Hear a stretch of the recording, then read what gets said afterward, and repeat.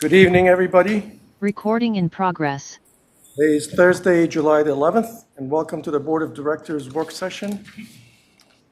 Let's go around and see if we have quorum. I see Director Juszczyk, Crywatch, Santa, Farrell, Flashman, and Director Perry online. And we are waiting for Director Dodd and Director Perry's there. Johnson. I believe we have quorum. All right, having established quorum, we are going through the agenda. I don't have any opening remarks. Here we go. Thank you. Director Johnson just joined us. Thank you. Are you ready to have the minutes approved on the consent agenda? Move to approve. Yeah, thank you. Move to approve the 7-Eleven working session agenda. Is there a second for that? Mr. President, I'll second it, but I'm going to ask for an amendment. We can add under item D on consent agenda the minutes for the last meeting. I believe they were circulated yesterday or the day before. So if we can do that. Are they online? I'm sorry? Were they put on the website for members? I don't know. Were they not on the website? I mean, I reviewed them. I don't have a problem with them. Okay. If you want to object, we can. And then, under the member suggestions, Mr. President? Member comments? No, member suggestions, item H. Obviously, we intend to have the board suggestions as well as the member suggestions under item H. And I would propose that the board suggestions be taken up first. And I'd ask for unanimous consent to those two amendments to the agenda. No objections. Are there any objections to that? What was the answer to the question? Were the minutes put on the public packet or not? It was going to be on the next agenda for the July 25th board meeting. Okay, thank you. Okay. Hearing no objections, so moved.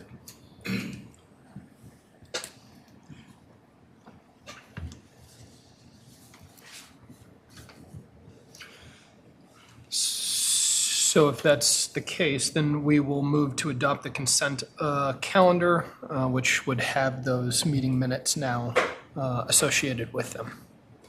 If there's a second. Let's wait for Director Farrell to show up.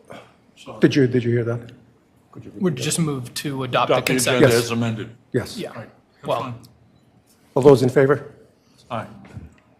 Director Perry?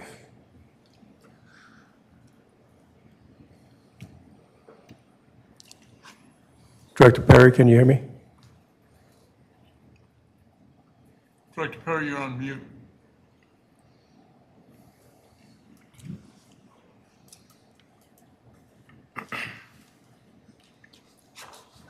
Is she able to hear us, Brittany?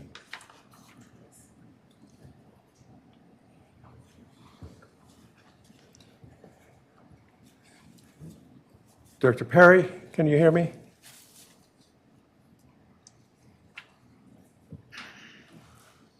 I believe we may have some technical difficulties here.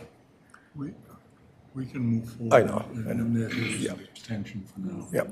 So let's move forward with that motion. Okay, Who was all that voted? everybody. Except for Margaret. I know Director Dodd is not here, and Director Perry, we could not hear. yep, so she'll abstain. All right, we do need to have a motion for the consent calendar now that we have an item on there. So move to adopt the consent calendar with the inclusion of the meeting minutes. All those in favor? Aye. Director Juszczyk? She's not an aye. Keep going. So I guess, Minutes or I'm saying. Did she vote aye? no.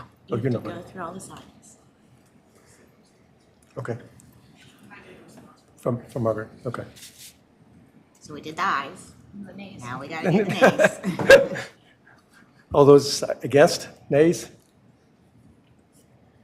Abstain? Okay, Director Juszczyk abstained.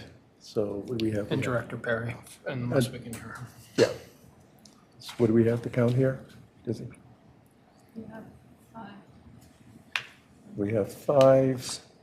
Should be 602. 602. Yes, 602. Okay, the motion passes. Thank you. All right. Moving at light speed here, right?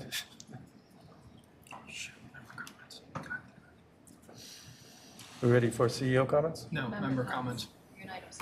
Do we have any member comments? We don't have anyone signed up this evening. That's what I thought. Okay. I hear no member comments.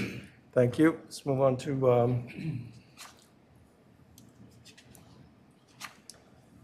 CEO comments. I'll just be brief in my comments. You may recall that at a previous meeting, Director Johnson asked us to look into what it might look like to start to approach some housing developments that are nearby and start to socialize the idea of joining RA and what a return on investment might look like to do that. We provided information in the packet. This is something that if we keep it generally within the scope of what I've tried to outline there, which is basically a series of cold calls to start to talk to entities to see if they're interested or not, to follow up. We can just build this into the work plan. And the idea would be some combination of the executives, meaning myself, Peter, Tony, Ed, and maybe some marketing materials would be produced. So should be clear on the return on investment. Because these are essentially cold calls, don't expect high degree of success initially, but it is a good idea to talk to entities. And the board has certainly indicated a desire to want to see if we can get more units into the association. So I'm happy to do that. I don't think a motion's necessary to enter this sort of thing. We've certainly been talking about it quite a bit, but happy to take any questions if there are any. Okay. Are there any questions for the CEO update? Director Johnson. I just want to thank Mac for taking care of that. Thank you. Anybody else? Yes, Dr. Joshak. The second part of the update, we moved, it looks like you're recommending moving the strategic plan implementation agenda item, which was on July in a previous report, but now it's on September. Is there a reason why you guys wanted to move it to September, or you're recommending that? That was largely due to agenda space planning, as I talked about it with President Mapar, due to things that are coming on July 25th, and that the board has identified as priorities. Keeping you up to speed about the implementation and what's happened and what is coming, we thought could simply move to the September meeting. I would just have us kind of note after the discussion tonight on member suggestions as to whether the strategic plan might move back on the list for July, depending upon kind of the outcome of that meeting when we're setting the next agenda, and just have everybody keep that in mind. Okay. Mr. President. Yes, Dr. Farrell. I sent off an email on this. On the third bullet of the proposal, we had a conversation about the fact that it's not developers anymore once the building is open, and that should be talking to building owners and condo and HOA associations.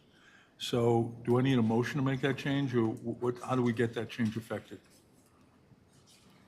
No, I wouldn't read this like a resolution, John. I mean, we were pretty clear on, who we're out going to talk to. Okay, I think what he's saying is what's in writing doesn't match what you're saying. So he would like consistency in both items. And so therefore he's asking, is bullet 3 just really a minor oversight and the intention is truly what you just said? And if so, just reflected in all the future documents. because I thought we did. Microphone, please, for future. Because I thought we had agreed on that at a previous meeting. We did. We did. So I just was surprised to see the prior wording in this edition. The other problem I have is in paragraph numbered 1. And I think we'll talk about that in executive session. So we'll just add it to the executive session. Can you clarify that? Which one are you talking about? the item number 1 on the first page, Socialize the idea. That starts with that. the parenthetical. Okay. I think we need to have a conversation about that. The last item I'd mention is, on the second page, conduct outreach to known developers to discuss joint quarterly meeting. There is, the first contact that most developers are going to have who are in the process of going through the development process is going to be with the land use committee. And I would think that there would want to be some kind of coordination between the land use committee and staff during that initial contact framework. Is that a comment or a question? Is that a comment, question? What are you asking of Mac? Both. We were not commenting in this particular report back on work relating to vacant dirt turning into residential development. That would go through a completely different process. The board asked about units that have already been built and are not in RA, and is there a way to get them into RA?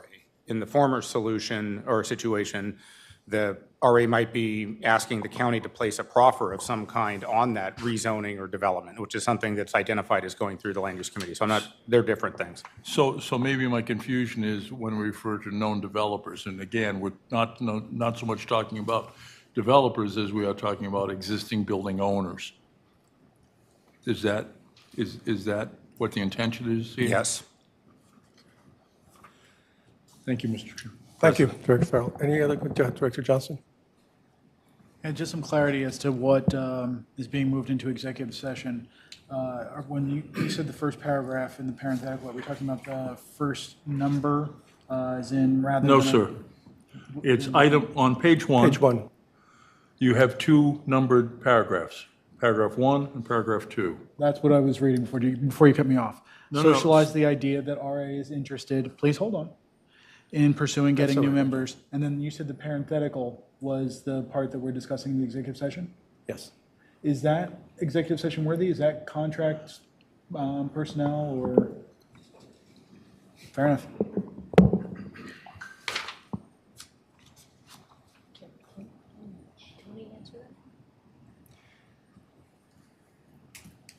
I am not sure if I understand the intent or the description of what this parenthetical item is. And Council, do you have any comments on this? Is this, It's a personnel item, Mr. President.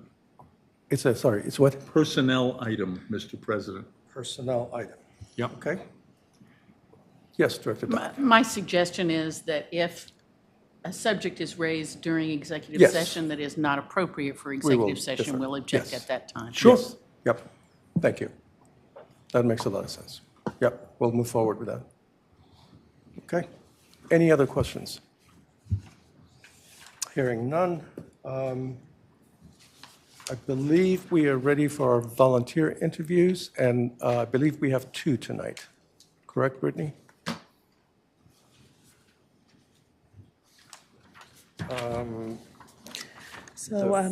Mr. Goplerud is actually on the call this evening, and so if you wanted to take him first, since he has to leave earlier. Is this the one that we discussed about moving Correct. forward? But he is actually on this evening. Okay, let's do that then. Okay. Mr. Goplerud, you've been asked to unmute. Hello? Thank you.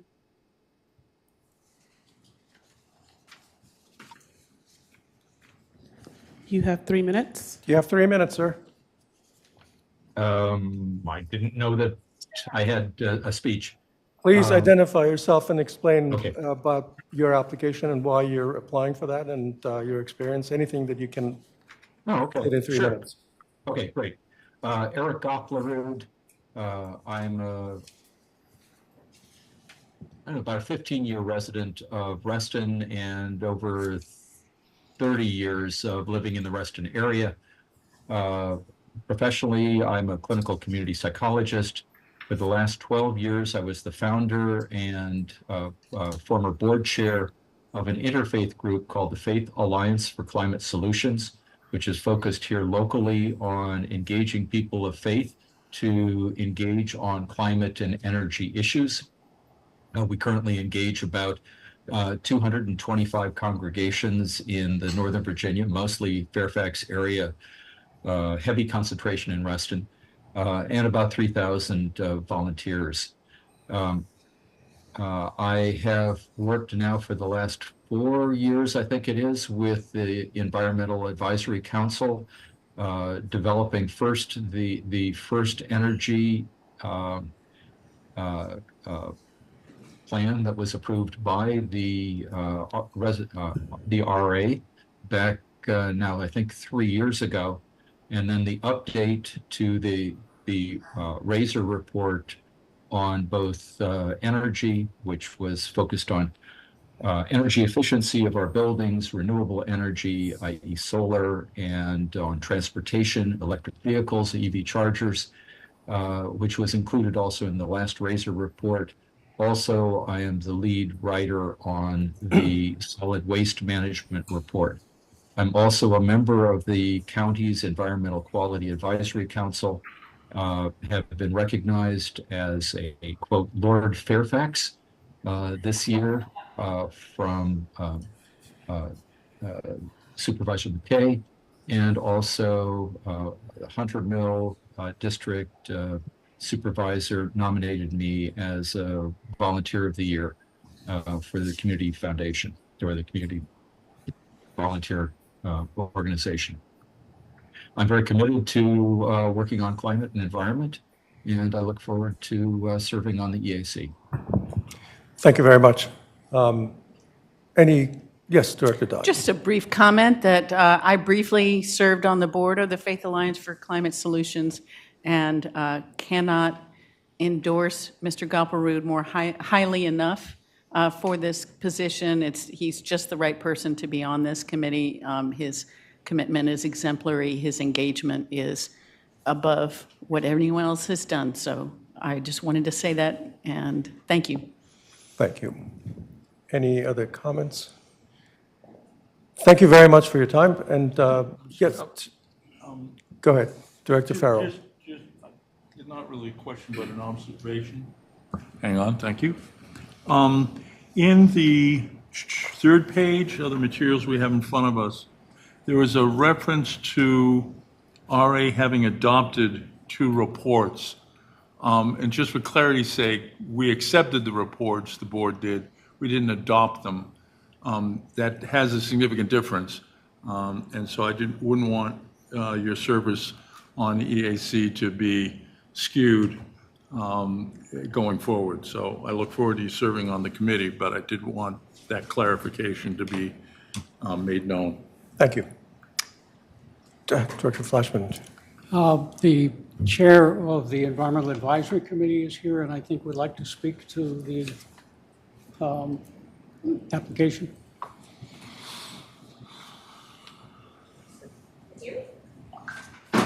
Nope, that's good evening, everyone. I'm Sureka, the current chair of the Environmental Advisory Committee, and as Eric has lodged this application, I just wanted to endorse it and say that he has worked with us for many years now on the 2021 Energy Report, which you've all come across and is very comprehensive, and with our Razor Report, and he's kindly also coming back and helping us work on the Razor Report this year as well. He's been an excellent addition to our team on the various working groups, and it will be fantastic to have him on board with all his experience, both in the energy sector and the climate change aspect of things as well. So I just wanted to say, Eric, thank you for your application, and we look forward to working with him. So thank you. Thank you very much for your input. Thank you. I appreciate it. Thank you, Eric, and obviously we'll discuss this in the executive session and go back to you. Thank you. Okay, thank you very much. Yep. Who's next, Brittany? Next, we have Sean Inslee.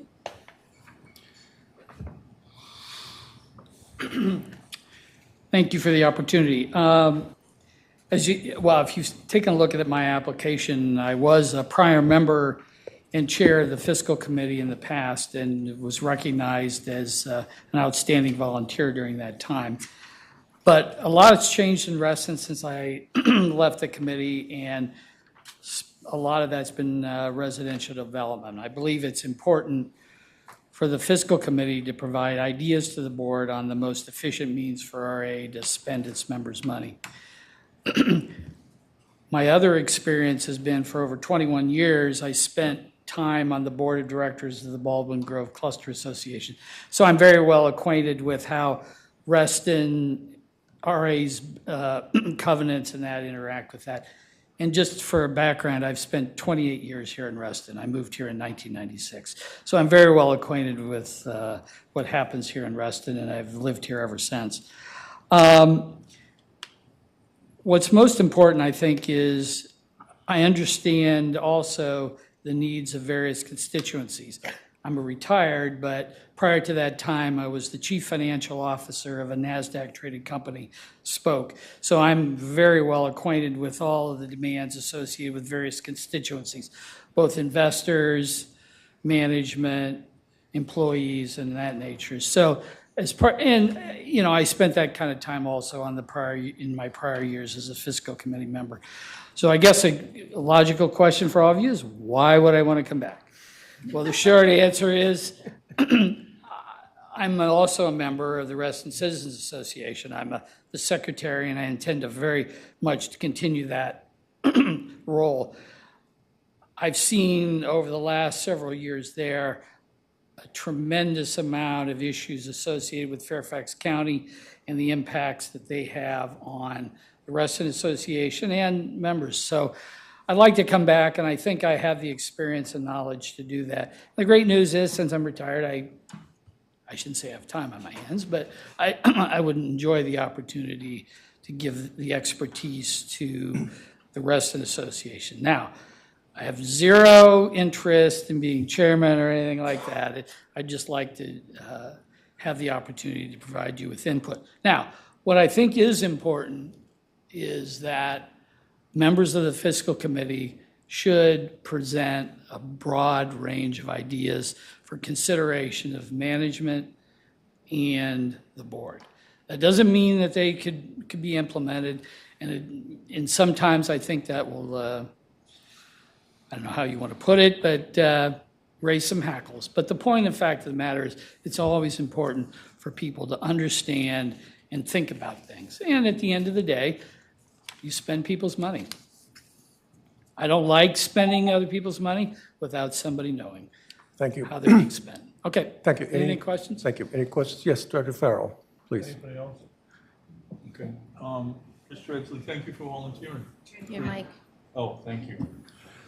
Thank you for volunteering. John, could you just move the one closer? Want to scoop it closer? Yeah, Okay. please, thank you. It's rare that I've been told I wasn't loud enough. Just for people on the loop. There have been occasions, and particularly over the last year, but in prior occasions, when RCA has taken positions and RA is at odds with those positions, or vice versa. How do you see, given that you're an officer of RCA and apparently intend to continue, how would you manage those differences of opinion between the two organizations? Well, those differences of opinion have, in my experience, have not been as significant as people would believe. And I think both organizations have the welfare of the members, both of RA and of the Reston community at heart. And I don't think any of the disputes would have any significant bearing. And to be honest with you, I don't view my position to be one to try to reconcile those points of view. RA is going to have its opinions, and so is RCA. And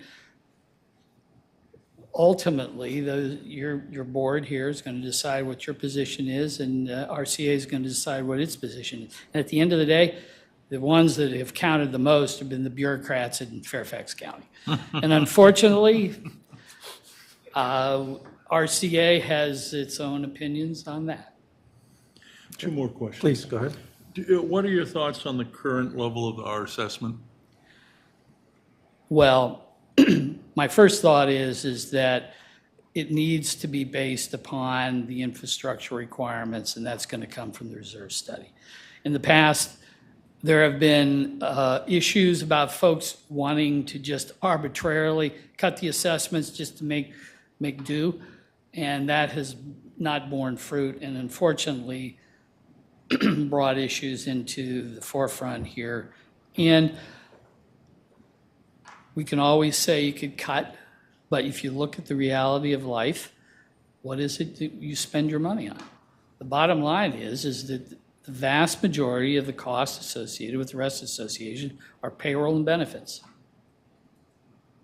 And the net result is if you want to have significant changes to the assessment, then you need to look at how those dollars are spent for payroll and benefits. The last question, thank you, Mr. President, for your indulgence.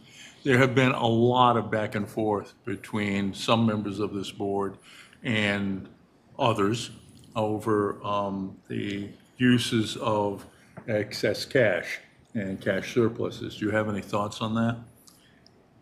Well, how you define excess cash is a very interesting question. If you look at how the reserve study indicates how infrastructure is to be funded and repaired, if you think about it, I mean, the RA has 15 pools that have been around for years, and as I found at Baldwin Grove, the number of years has an impact on what you need to spend. It's not like you have a brand new car and it's the first year you don't worry about it because you don't have any need to repair it. But if you have a car that's 15 to 20 years old, you're going to spend money on repairs. So the short answer is the fiscal committee will make any recommendations that you might request, and it's up to the board to then evaluate those suggestions. Thank you, Mr. President. Thank you. Yes, Director Dutt. Yeah, sorry to jump in with a late question. So I'm just curious, with your past service on the fiscal committee, whether or not you served, whether your service coincided with any of the current members of the fiscal committee, and whether you foresee good cooperation among the committee members? Short answer is I don't believe so. I mean, my tenure was clear back in the early 2000s. Thank you. So short answer is, I'm going to be a member. So. Thank you. Okay. Thank you for your time. Thank you Yep. for being here. And yeah. Brittany, do we have? Just as you probably know, our executive session will handle this, so we might go long because we've got other things. And point is, you can stay. You're more than welcome to stay. Thank you. Just want to let you know. You'll let me know what you're. Yes. Thank you so very much. much. Thank you for being here. Next, we have Shar Kertushi, and I don't see her on Zoom, and I don't believe she's in the room this evening. So, Okay, so we are done with volunteer interviews. Yes, the assumption was that Shar was going to be here.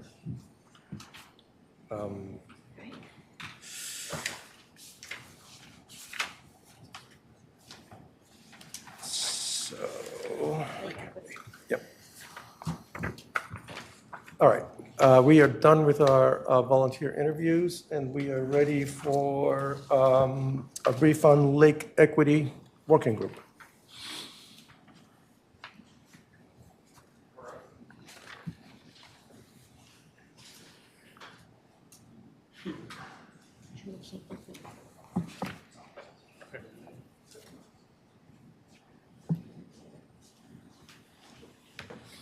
Good evening.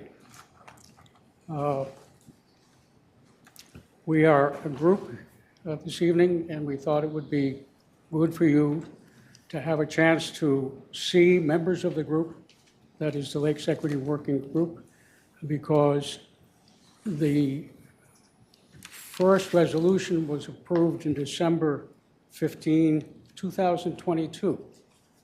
And following that, you interviewed a number of candidates and then did not appoint them or see them again until October 26th of 23. And since the first meeting, the group has been, on December 5th of 23, we have been meeting on a regular basis once a month and working on this very assiduously. And I thought it would be important for you to hear from the chair of the working group, Dr. Niorazzo Longenacre, to my right, Yes, Gary. and the vice chair, Surika Sridhar. We have the watershed manager, who is a member of the committee as a support member, and that is Ben Rhodes. And of course, we have Izzy Santa, who is also board liaison to the group. And we have with us this evening as well David Settlemeyer, who is a member of the group. And I would like to share with you a little bit of background of that to show you the richness of this committee or working group. We have an international attorney working on social matters. We have Dr. Longenacre, who has a PhD in health administration and is a researcher and an epidemiologist. We have a foreign service officer. We have Mr. Seldemeyer, who is retired but was a deputy associate general counsel for a federal agency. We have Surika Sridhar, who is an environmental scientist. We have a member who works at a high level for Apple. We have another retired PhD who was employed as a research scientist at the USGS and does geographic analysis, among other things. And he was a member of the Lakes, Docks, and Boats Working Group when it was convened as a working group to re-examine things like the length of boats allowed on lakes and that kind of thing. We have a member who is a Virginia master naturalist, and also ran a U.S. company in Europe out of Paris for more than 3 years. We have the Covenants Director, Cam Adams, who is on the screen, who has been invaluable in providing us with information and insight, and I think is perhaps one of the leading members of the RA in terms of understanding DEI and how it impacts Reston. And then you have me, with whom you're familiar. We have provided you with what we consider to be a rather comprehensive review of what we have been doing these last few months and what we intend to do, and the basis for our request for an extension into August 31st of next year. One of the reasons that we have come to that conclusion is we have been delving rather deeply into these matters. We have conducted walks around all of the lakes. We are looking at a lot of issues, and we see that there are many that require continued observation and work that will carry us into next year. The original one-year time limit, which was set in the October 26th resolution, was a shot in the dark. No one knew what we were going to be dealing with except in a theoretical level. We are now looking at the hard facts, and we think we need the time. And I want to note that the members of the working group are not only bright and experienced and knowledgeable in their own fields, but they are really sincerely interested in doing this work. I would go so far as to say they are passionate and have been very, very hard at work and will continue to do so. And with your approval, we'll be able to give you 2 reports, one in December and one at before the August 31st date. So if you have any questions, the members of the working group stand ready to attempt to answer them for you. Okay, thank you for your presentation. We've all had the report, and I hope that everybody has read it. I've certainly read it. Let's open it up to questions. Just Director Farrell. What is the committee's ask? Your microphone, please. Thank you. Keep doing that. If you could state for those who are watching, the committee comes to us with requests this evening, and they are what? What do you want us to do? Oh, I would move that you approve the request of the Lakes Equity Working Group to have an extension until August 31, 2025 to complete its full work. Anything else? That's basically it. Okay, thank you. Any other questions for the Lake Equity Working Group? Yes, Director Judge. That was a motion. If I may, Oh, I'm sorry. since I made a motion, can we have a second? Well, okay. Discussion or second? You seconded it? Yes, okay. With discussion. With It's discussion, yeah, discussion, yeah. It just seemed out of order, given that Yeah, this is confusing because you're standing there You're as a standing member right of the there, Lake but Equity Working Group, there's and then still you're. questions from the board. Yeah, we and still we're have, already right. making a motion, so. Anyway, we're in discussion. We're in so we might discussion as mode. well Ask the Yeah. questions. Direct, questions for, discussion, yes.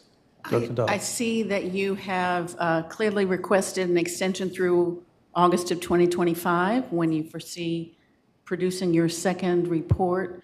Do you have thoughts right now about the existence of the committee beyond that date? Hi, I'm Nyorazo. And I would say that there are going to be recommendations so that we can ensure that, or at least we can try and recommend that there'll be a continuation of looking into equity. And we're hoping that what we find is going to be something that can be considered going forward in RA policies. So it's just going to be a recommendation to continue to consider equity in all of our work with RA. Could you repeat that? It was hard to hear. You got to move closer. Was it? Oh, okay, sorry. I said that our hope is that our recommendations will be something that will be integrated into RA's policy process, that they can think about equity in all facets of what they do, not just the lakes. The lakes is obviously our priority, and many of our recommendations will be towards that, but we are hoping to shine a light on equity in general in Reston.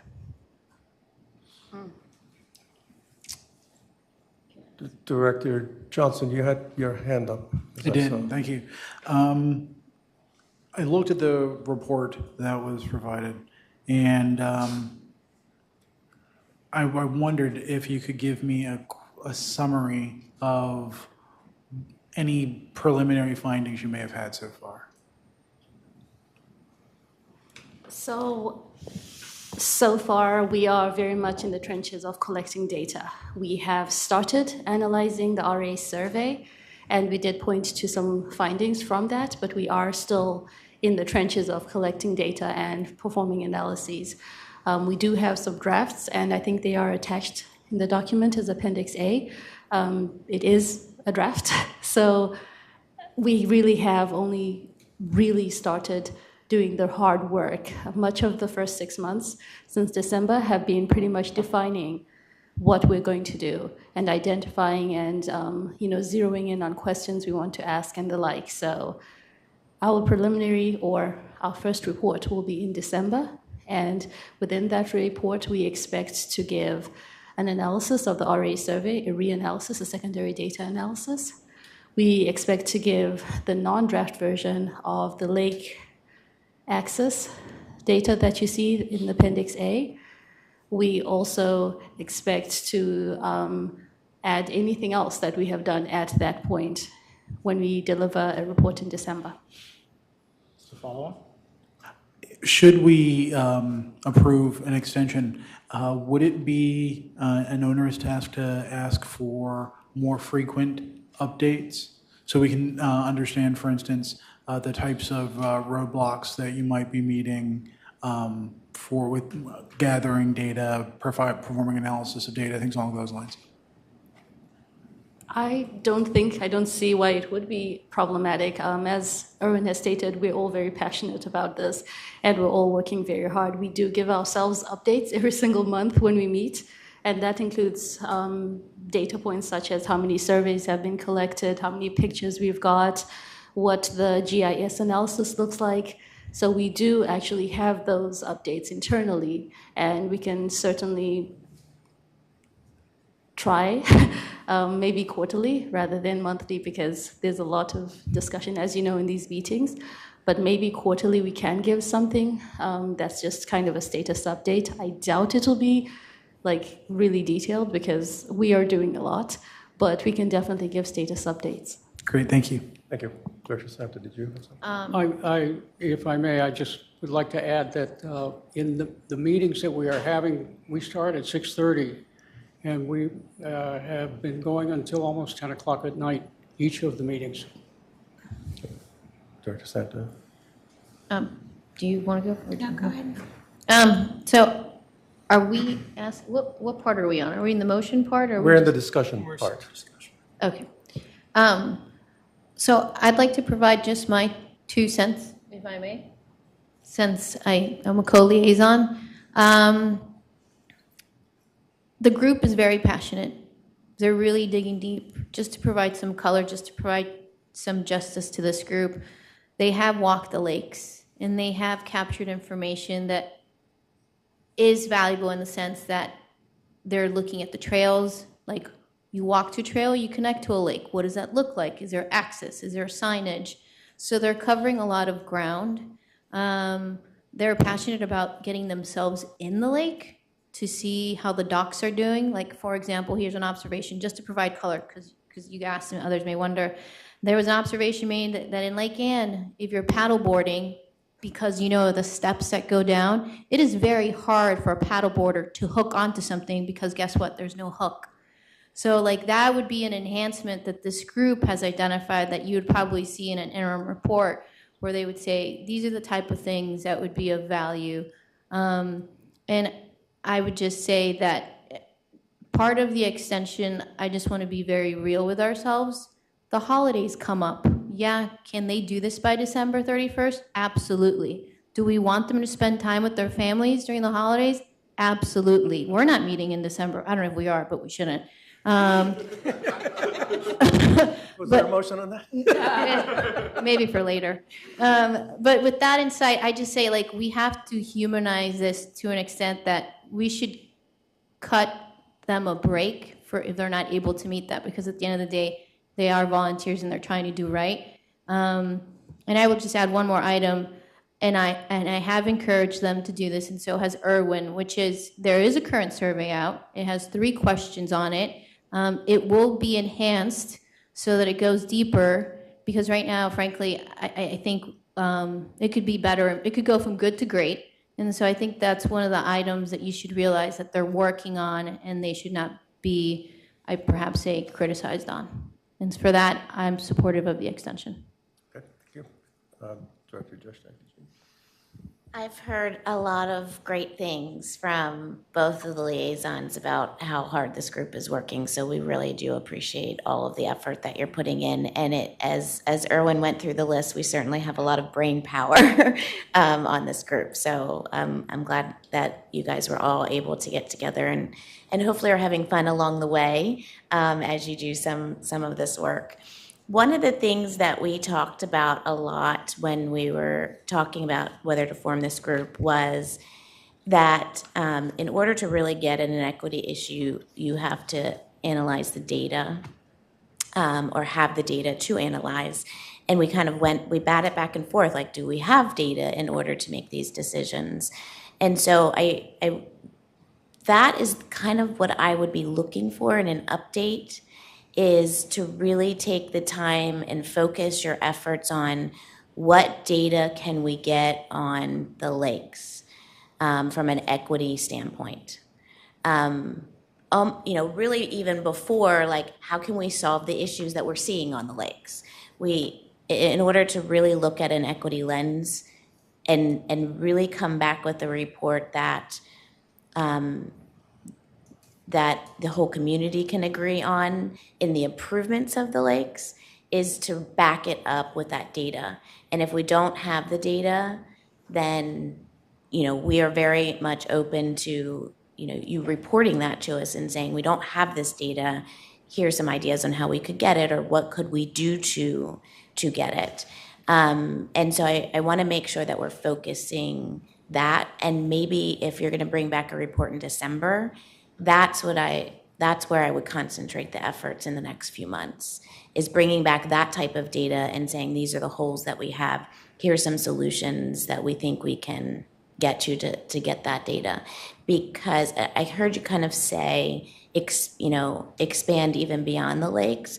And right now the working group is just for the lakes. But if we want to make it an equity group that expands beyond the lakes in the future, we have to have a good base of where do we get this equity data in order to make those informed decisions. So thank you for that. We are very much data-driven. I'm a data scientist by profession, and that is the number one priority. So we have listed all the data sources that we're considering. And just to give you a perspective of some of the things that we're looking at right now, we're undergoing a survey process to better understand non-users, and data will be used in conjunction with US government data. The government equity mapping tools to understand the demographic information of non-lake users. Additionally, government equity mapping data will be integrated with RA boat permit data to understand registered lake users. So we are looking everywhere. We're looking at from preferences to what is actually there in terms of who's actually using it. We're collecting data at every single lake event. We have members going and they're filling data, and it's being uploaded into geographic information systems, including just aspects of what is there. So we are collecting a whole lot of data, and we really truly believe that in December we will have some data to share with you, and even more so in August of next year when we have a full and finalized report. I saw that as Director Sano was saying, the poll, and I've taken the online survey as well. There's a difference between equity data and preference data, right? And so if you can distinguish between the two when you're bringing that back, that would be really helpful. And then I would say,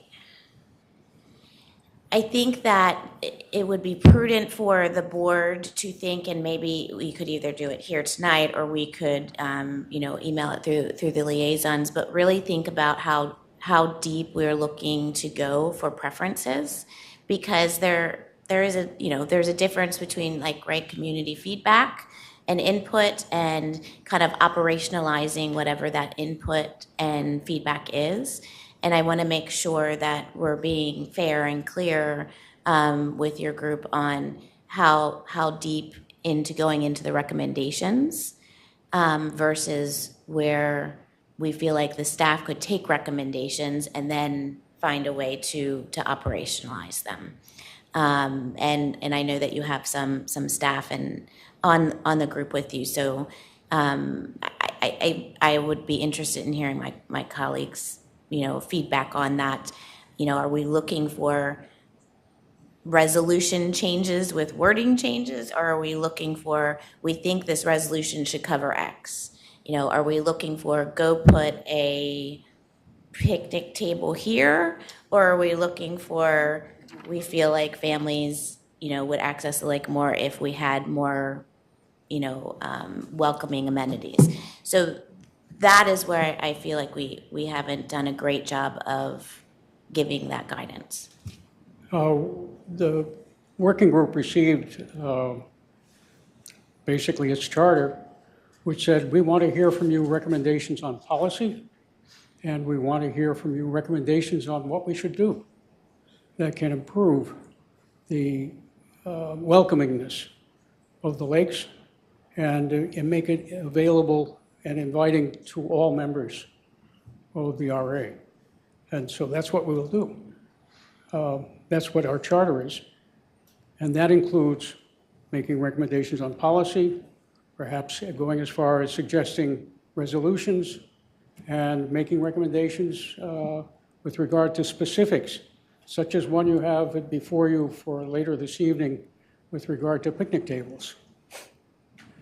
So, which is a very easy one, but it's staring us in the face, and it says, you know, this is a group that is underserved, and the resolution of some of those issues is very simple. In other cases, it may not be.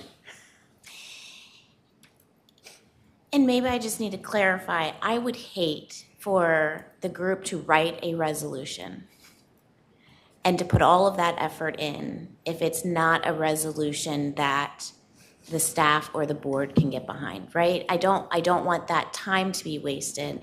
And so either in an interim report or that final report, I feel like we need to give guidance on, do we want you to take the time to line item it out, or do we want you to take the time to make a recommendation that maybe we then pass to general counsel that says, hey, can you put, you know, your pretty words to make this happen, right? Like that's and I've seen working groups get discouraged in the past because they've produced things that haven't moved forward, and you know, maybe to Director Johnson's point, you know, a check-in point where we're getting interim updates could help us provide some of that guidance so that you're not going so far and then disappointed that wasn't able to be operationalized or moved forward.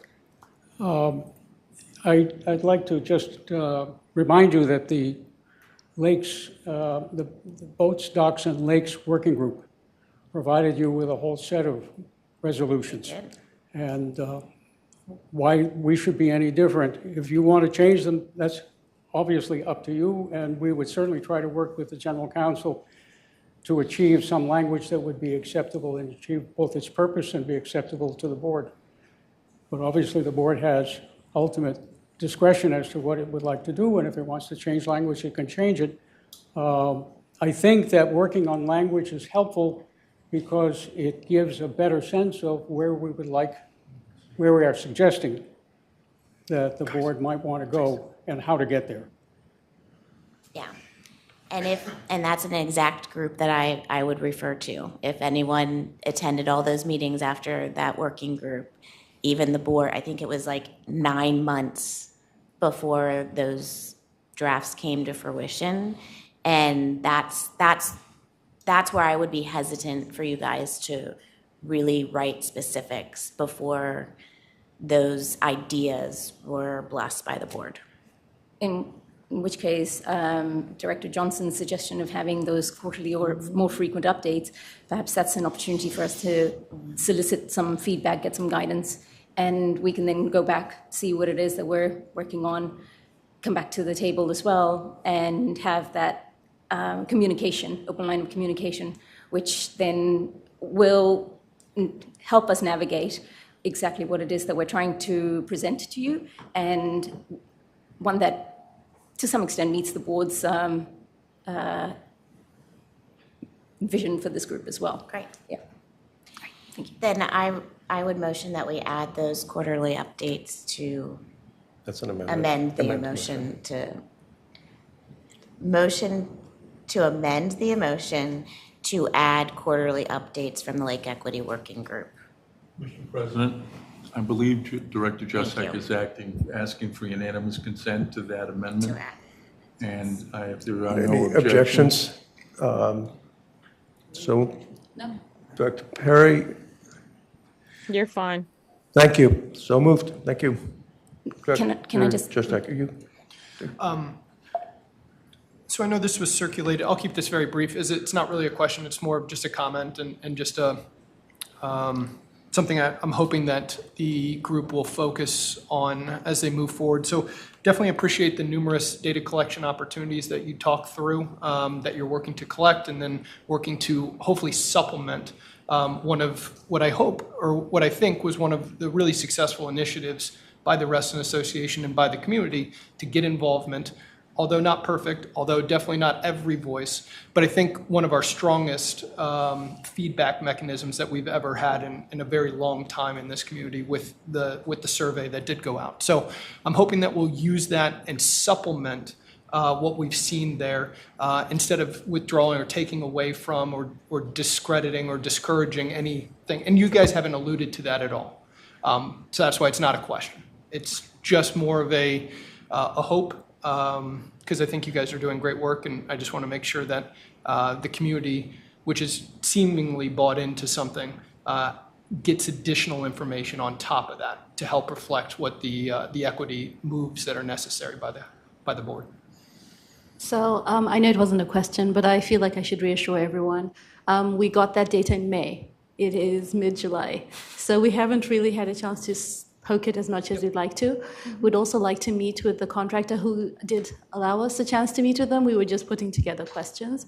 At that point, we're going to be able to ask them questions about the aggregation, the weighting, all kinds of things. I think I've stated before, I am a data person. I want to know everything. And so we are in the process of getting as much out of that as we want to. I am a firm believer that no data is useless, and everything should be like squeezed as much as possible. And we're looking forward to talking to them, and hopefully we'll be able to come back with some great insights from that survey. Great, thank you. Speaking like a true data scientist. Never refuse any data. Any other questions for our group? I have a couple of questions. I'll be very quick. These are just minor things. In the report that you provided, you made a comment about collecting data in the winter timeframe. Nobody uses the lakes in the winter timeframe. So I was curious as to what data you were looking to collect, and just so that's one. So I can answer that one. Yeah. So firstly, it will give our survey a bit more time, but we are actually actively attending events. And I personally love dressing up like an elf and going down Lake Anne at Christmas time. Okay. And there are a lot of people who do not necessarily go on the lakes, but go beside the lakes. So it's exactly those types of things that we're trying to understand. We're trying to get at the nuance that exists seasonally. And I can think of at least 3 or 4. I mean, chili cook-off. I did that on Lake Anne. So there's a couple of things that we do, and we really just want to get at that, to just really understand what is going on. And the summer is kind of obviously the high season, but it's not the only season. Okay. This is just a comment, it's not a question. I think it would help the board and everybody very much if you provide some specific activities that you plan to do as part of this extension, because when I read your report, the theme seemed to indicate there's more work that we need to do, and there's more work that we need to do. We need to attack this and that and so on. I think this goes along with maybe the quarterly updates or maybe frequent updates so that we are aware of where you're headed. And are you following the plan that you established at the beginning? And how are you comparing, how does the work that you're doing now and the work that you plan to do, that you're asking to do during the extension, how does that trace back to the plan that you set at the beginning of this Lake Equity Working Group? Is there consistency there?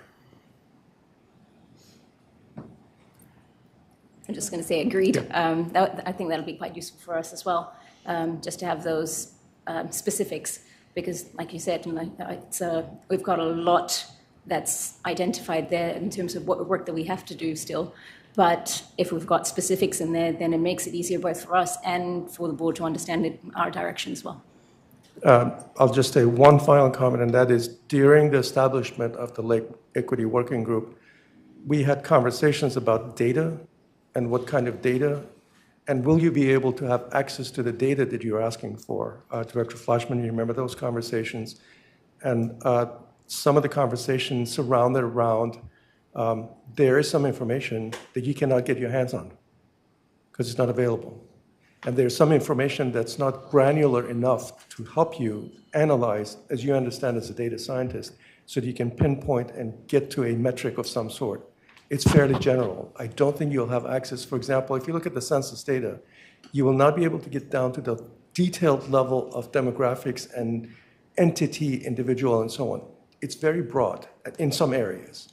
So I just want to make sure that as you think about your work going forward, that you're aware that there might be some things, as you probably have recognized by now, you won't be able to get those. And even if you go on that road, it will take you a long time to get access to that data. We are aware and we are up to the task. Thank you. Okay. Any other questions, comments? So we're in the vote. The motion on the table is an extension to August 31st of 2025 with additional updates on a, Director Jeshak, quarterly basis. That's the motion on the table. We're ready to vote? All those in favor say aye. Aye. I have Director Flashman, Johnson, Dodd, Farrell, Santa, Grywatch, and Director Perry. She said aye already. She did, yeah. How do you vote? Those against? We have Director Jeshak against. I will abstain. 611, or, excuse me, 711. Okay, the motion passes. Thank you. Can I just seek a point of clarification? Given that the motion's passed, the first update then will be in October with the board, is that correct? Yes. Great, thank you. Thank you.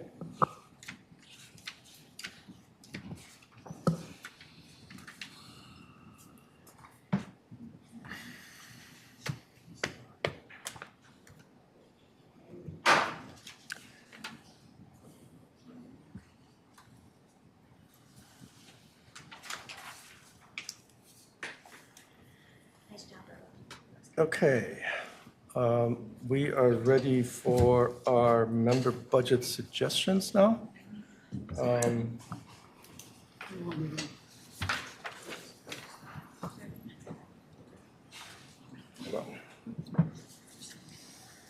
So as we get ready for your presentation and going through this, I just want to remind my fellow board members that I shared a note with you all on Tuesday, and I just want to read that so that we are mindful of the discussions that we're going to get into.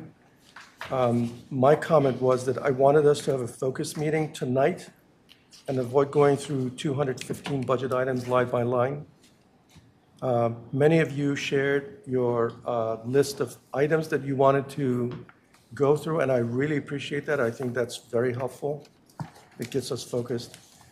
As we go into this, on the specific line items and so on, I want to time limit the discussion so that we don't get out of this and have unlimited discussion on every line item.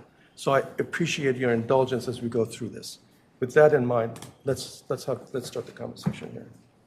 Okay, thank you. So, we got a lot of member and board member suggestions, as you know, and to try and make the process as efficient as possible. And we asked the board members to do some pre-voting on them and appreciate that. And then we consolidated those votes and sort of sorted them, ranked them by the number of greens and number of yellows. And then we went through them. And I won't go through everything that we talked about in the memo in my email earlier, but, we tried to do our cut on which ones we'd recommend move forward for pricing, for potential inclusion in the budget.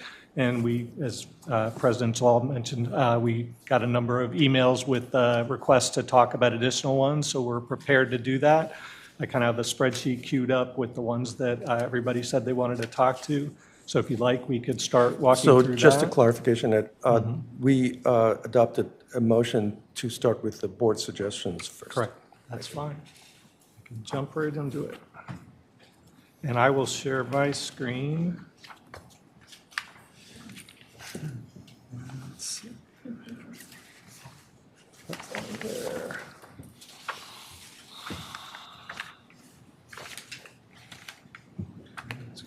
that. All right.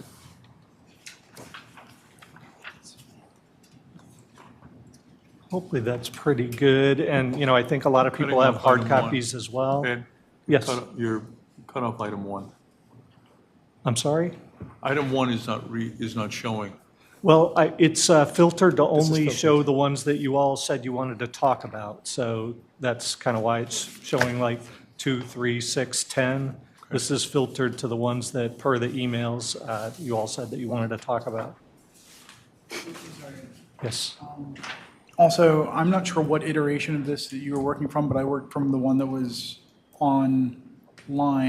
I don't see my votes up here. And I also don't see that on the version of this spreadsheet that's in front of me. I mean, I'm not sure when you put in your votes, but yeah, I had not seen those. Yeah, I don't have. I mean, I actually hid the columns there were a couple directors that I didn't have votes for, so I hid those columns. Basically, I tried to hide some things to make it bigger so that we could see it better, but I actually didn't have your votes. Yeah, I had it completed before you sent it out, and I was up till about 1 o'clock in the morning, about 2 nights ago, going through this. So, little. Yeah, I mean, it's Were they been- in by the 5th? I'm sorry? Were they in? I said 2 nights ago. Oh, 2 nights. Yeah, I didn't realize there was a deadline until. Well, but I don't think it's in there. I'm looking at it now, so it is online. Well, but on my spreadsheet here, I guess I'm not sure which spreadsheet you did, because I actually had pulled it off of the public website that you could access on Hey, Ed, Monday or is the Tuesday. file that you're showing a SharePoint file? No. Okay, I That's think the what we're problem. saying is, do you have the ability to quickly move to SharePoint, open that file, because that would show the live entries that aren't captured in your hard file because you're working off your laptop file. And I think what Travis is saying is SharePoint file, correct? That's correct. I appreciate you drilling through. Yeah, no problems. Tech support 101. There's no way we can Tier 1.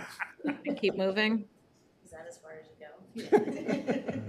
Let's see, how do we get out of this? Travis, you're not able to just throw in your 2 cents now and keep moving? I mean, I suppose I could for every line item, but I don't think that's what everybody wants us to do. Gotcha. Versus those ones. So I guess I don't see that there is anything on the shared drive anymore, and I pulled it off on Monday, I thought it was, because that's when we finalized everything, so I didn't think there was anything on I'm looking at SharePoint it right here. now. And it's a different machine than the one that I did the work on, so I know that it's not anything that's cached on my machine.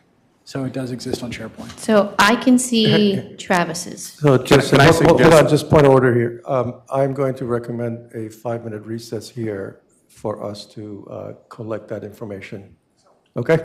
And before we do, I do want to say that I do recognize that my input was late, and that's the reason that we're doing the poll right now. This All is right, not we'll- thrown at Ed. We'll reconvene at 7:45. Thank you.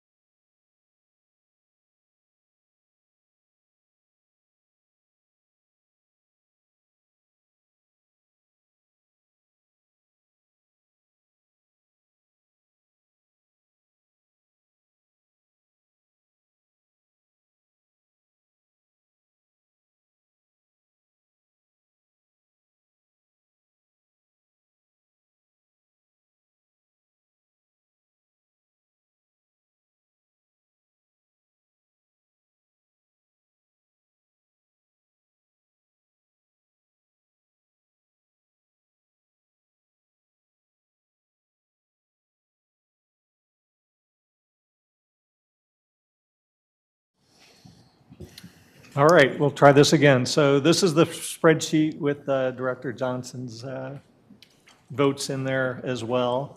But the format is, this is the board tab. I think we wanted to do the board tab first. And these are showing the items that, per the emails that were sent the last few days, you all had mentioned you wanted to discuss. So it's kind of filtered to show those, and, you know, we could walk down them in order, or that's how you'd like to progress. All right, well, the first three were ones that staff had actually recommended moving forward, but were asked about via the emails.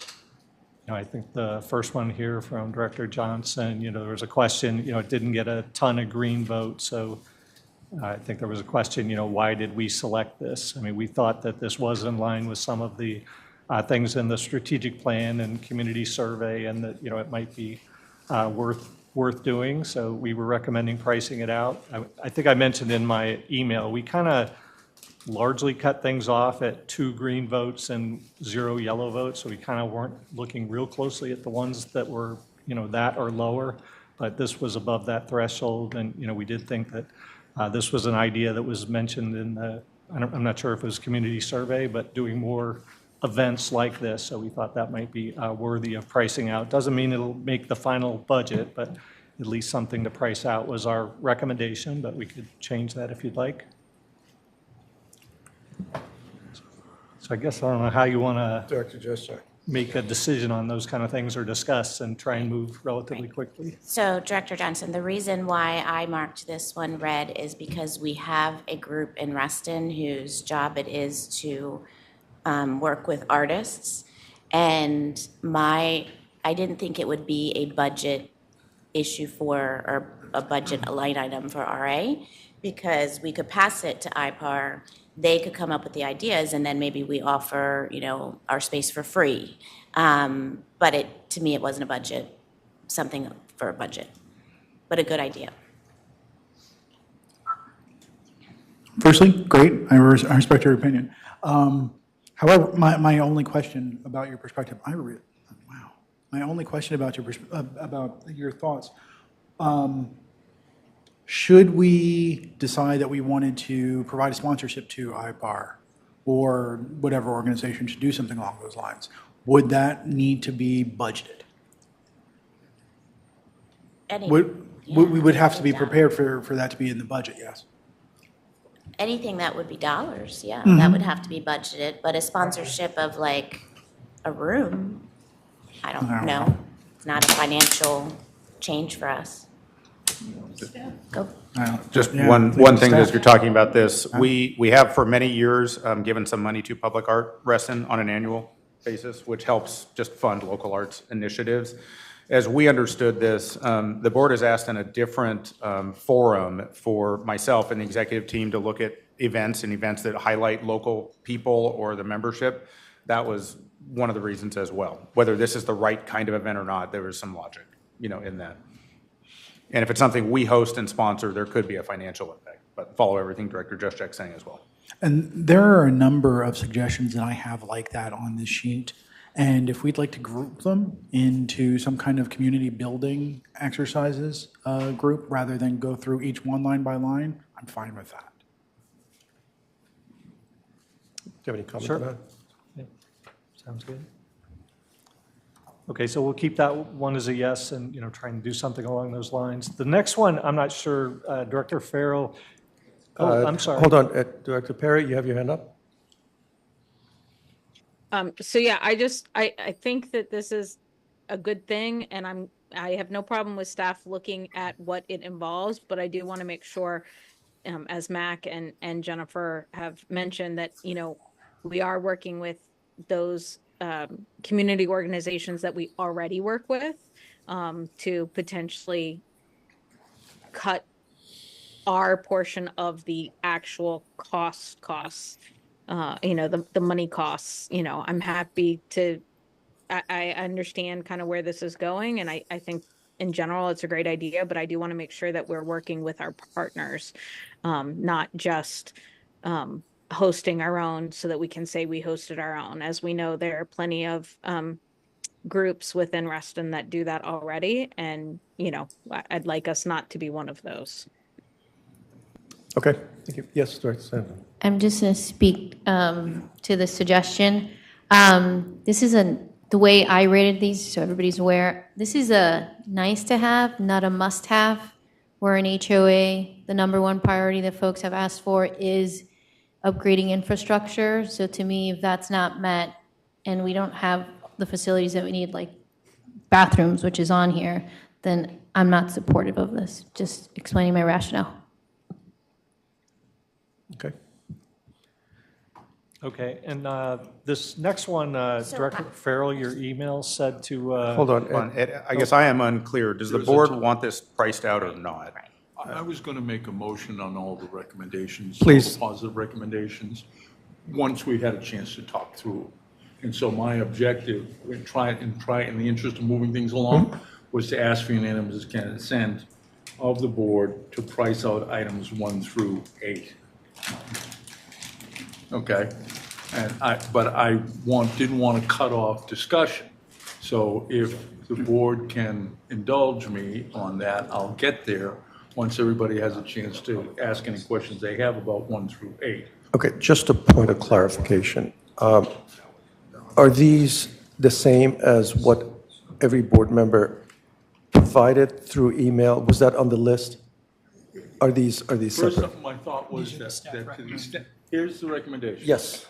To the extent that board members have questions about 1 through 8, Okay. I wanted to or 1 through 9, I wanted to let the board members have those conversations and then move 1 through 8 as a group. Yes, okay. That's my Thank you. concept of how to go forward. Okay, that makes sense, yeah. With you. Does that work? Does work, Yeah. yeah. I felt, Makes yeah. sense. No, I Go have for it. a So, question. I apologize. I get somewhat down the wrong tube. My question was not about 3, it was actually about 2. That was my guess, yeah. And the methodology, and that's really a continuing question. It was one of my last questions. There were any number of suggestions here where 5 or 6 members of the board indicated yellow. Now, I interpreted that to mean the board wants to have a conversation. The board isn't rejecting the proposal. The board wants to talk about it, wants to understand more, wants more research done. And so, and we'll go through those because I gave you the list. But this was an example where there were 3 reds, only 2 greens. We have a third green now? And 1 yellow at the time. I think we have 2 yellows. 2 yellows. And when I'm counting votes, it was like, okay, there's not enough support for this. So why are we getting a recommendation to, and it's not about this particular one. I gave you a green on this one, I believe, and I'm fine. But it was the methodology used to screen the recommendations when you get a little further down on the list, and especially on the member side, and there are a whole lot of recommendations. I think I counted them out. There were like 30 recommendations where the board said, hey, we need to get more information here. We need to have a conversation. And I was confused by the methodology used. So I don't have a problem with number 2, and obviously I don't have a problem with number 3, having made that recommendation myself. Okay, and someone asked to speak to number 6 as well. We had recommended yes, but I don't remember who it was, but someone asked to speak about that one as well. I don't know, maybe Jennifer, since she voted red on it? Sure. So I don't object to moving chairlifts into pools. My philosophy, and I've spoken with Director Farrell about this, is I saw a decade ago RA take different pieces of facilities and update them, and then 2 or 3 years later, right, it comes up for major maintenance, and then we have to kind of pull those out and then update them again. And so my fear with one like this is, should we approach it from the perspective of updating chairlifts at all pools next year? Or should there be a group of them? Or should we wait for chairlifts which I thought was the staff philosophy for several years now, is that we add our ADA components in when they come up for major repair. And so if there's a pool up for major repair next year, which there isn't, then I would say this is a great suggestion. It just might not be next year. And that's my comment. Peter, do you? So just some quick input on this. Prior to me being here, their staff has a plan in place already for replacing these through the operational budget.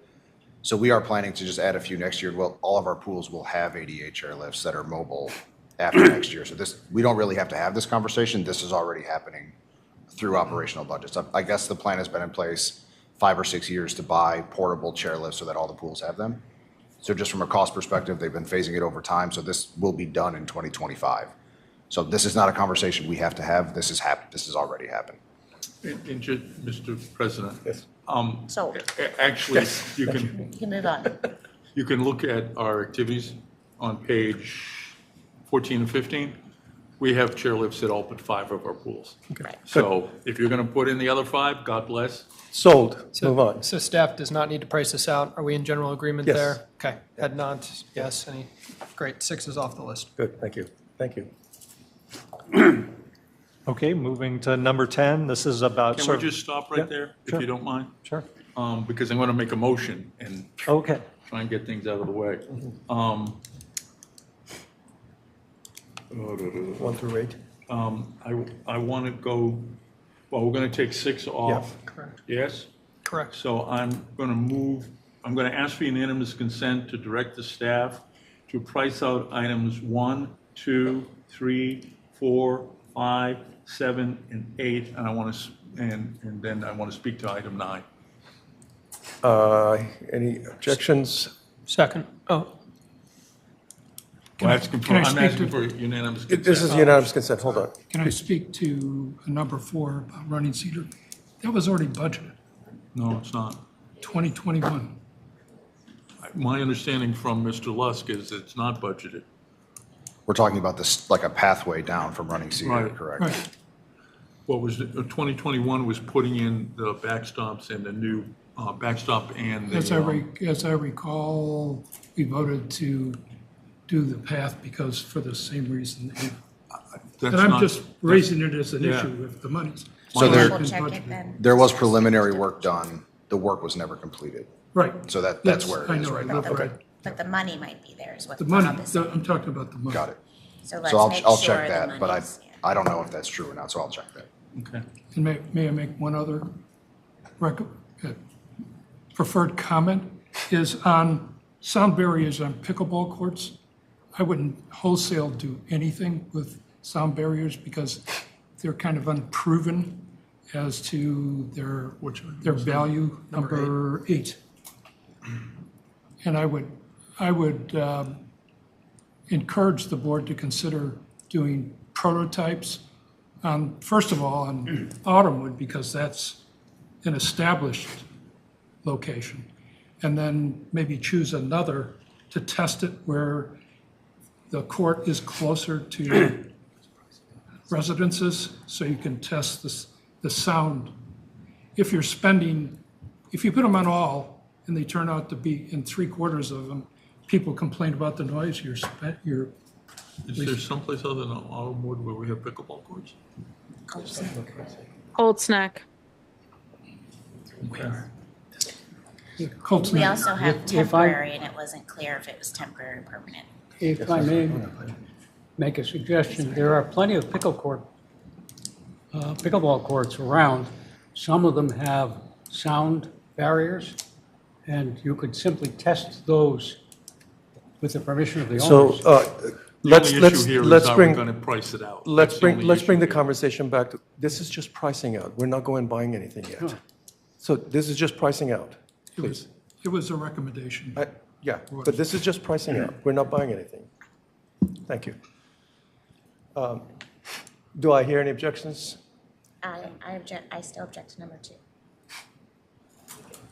to number 2 as well. I'm just objecting to the motion, because he said all of it. Do you want me to? No. He said 1. Minus 6. 1 through 8 except 6. I object to 2, I object to 5. That's it. Okay. 5 is, Enhancing the working trails. Okay, you object to 5, you object to 2. let's have individual votes then on 2 and 5, I would assume. But we can do the others. Sure, yeah. If we can do the others. Okay. So then I'd ask for unanimous consent on 1, 3, 4. Did you say 6?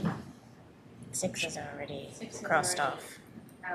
6 is out. 6 is out already. 1, 3, 4, And 7 and 8. and 7 and 8. 1, 3, 4, 7, 8. 7 and 8. Okay, so we have, do I hear any objections to 1, 3, 4, 7, and 8? Hearing none, so moved.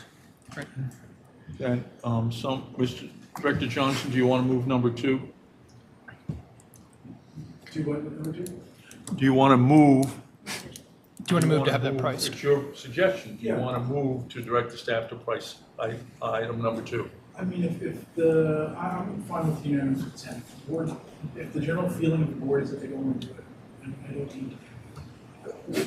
Well, we So, didn't have unanimous is- consent. There was an objection to this item. If you want the board to act on it, then we need to take a vote. You have to do a motion on that, because we took it out.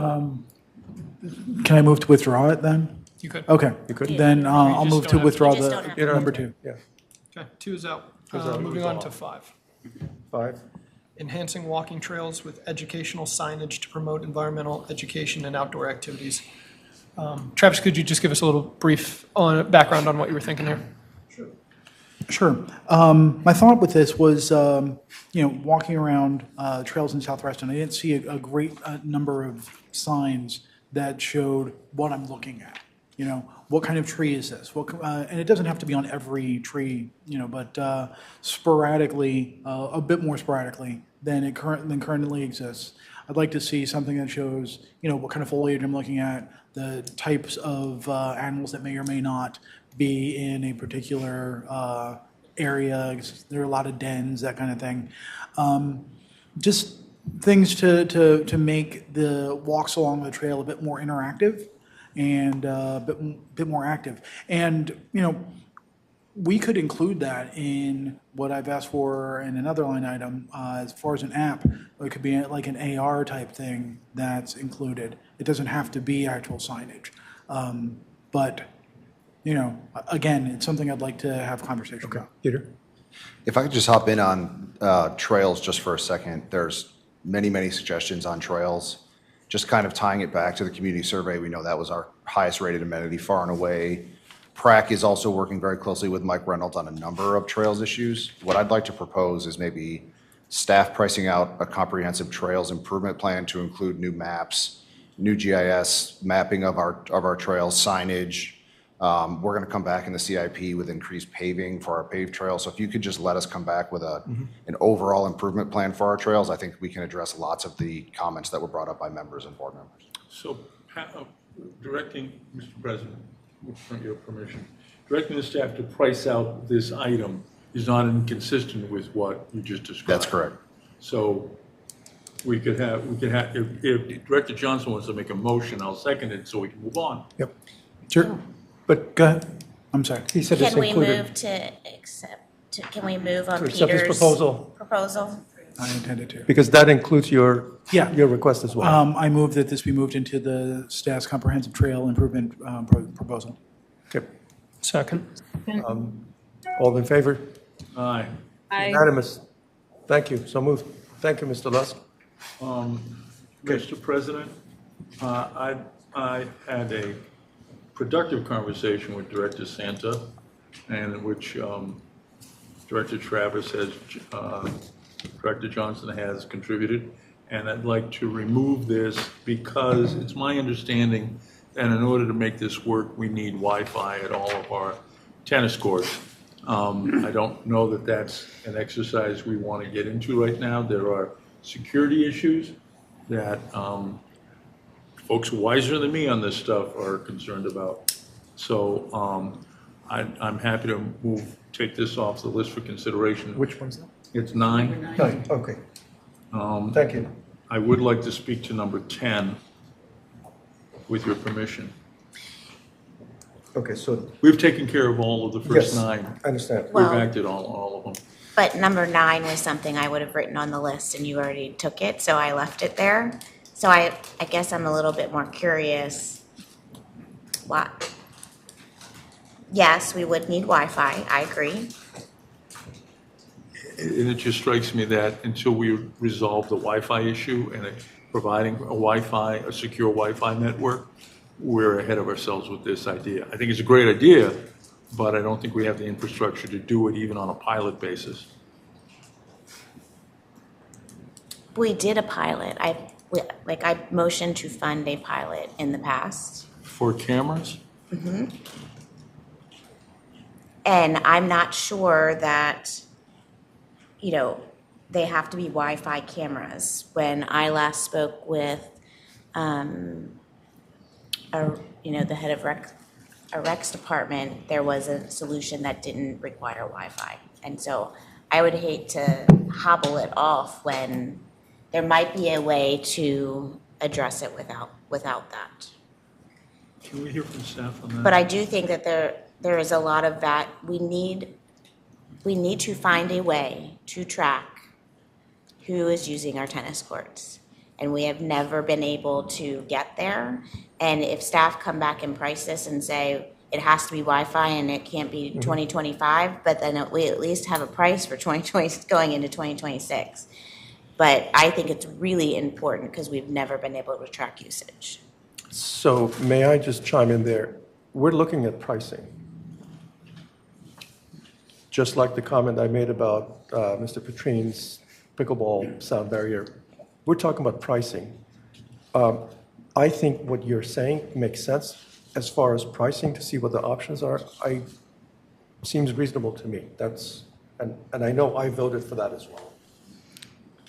If I can just provide my viewpoint on this, since I'm the outlier here.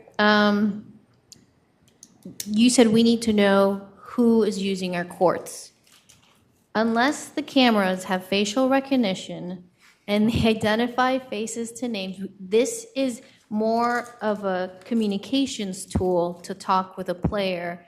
And if that is the intent, I'm fully supportive of that. But then we have to have a way for people to badge in to use the courts, because badging in has a name, has an ID. If the intent of what you're speaking of, which I'm supportive of, is that I'm okay with pricing that out, but not for cameras, because the cameras are, the way this is being interpreted by Director Farrell is to see and look and have the tennis monitor to have the ability to monitor the courts, and it's a communications tool because you want him to be like, hey, you over there, what are you doing? Whatever this person's going to say.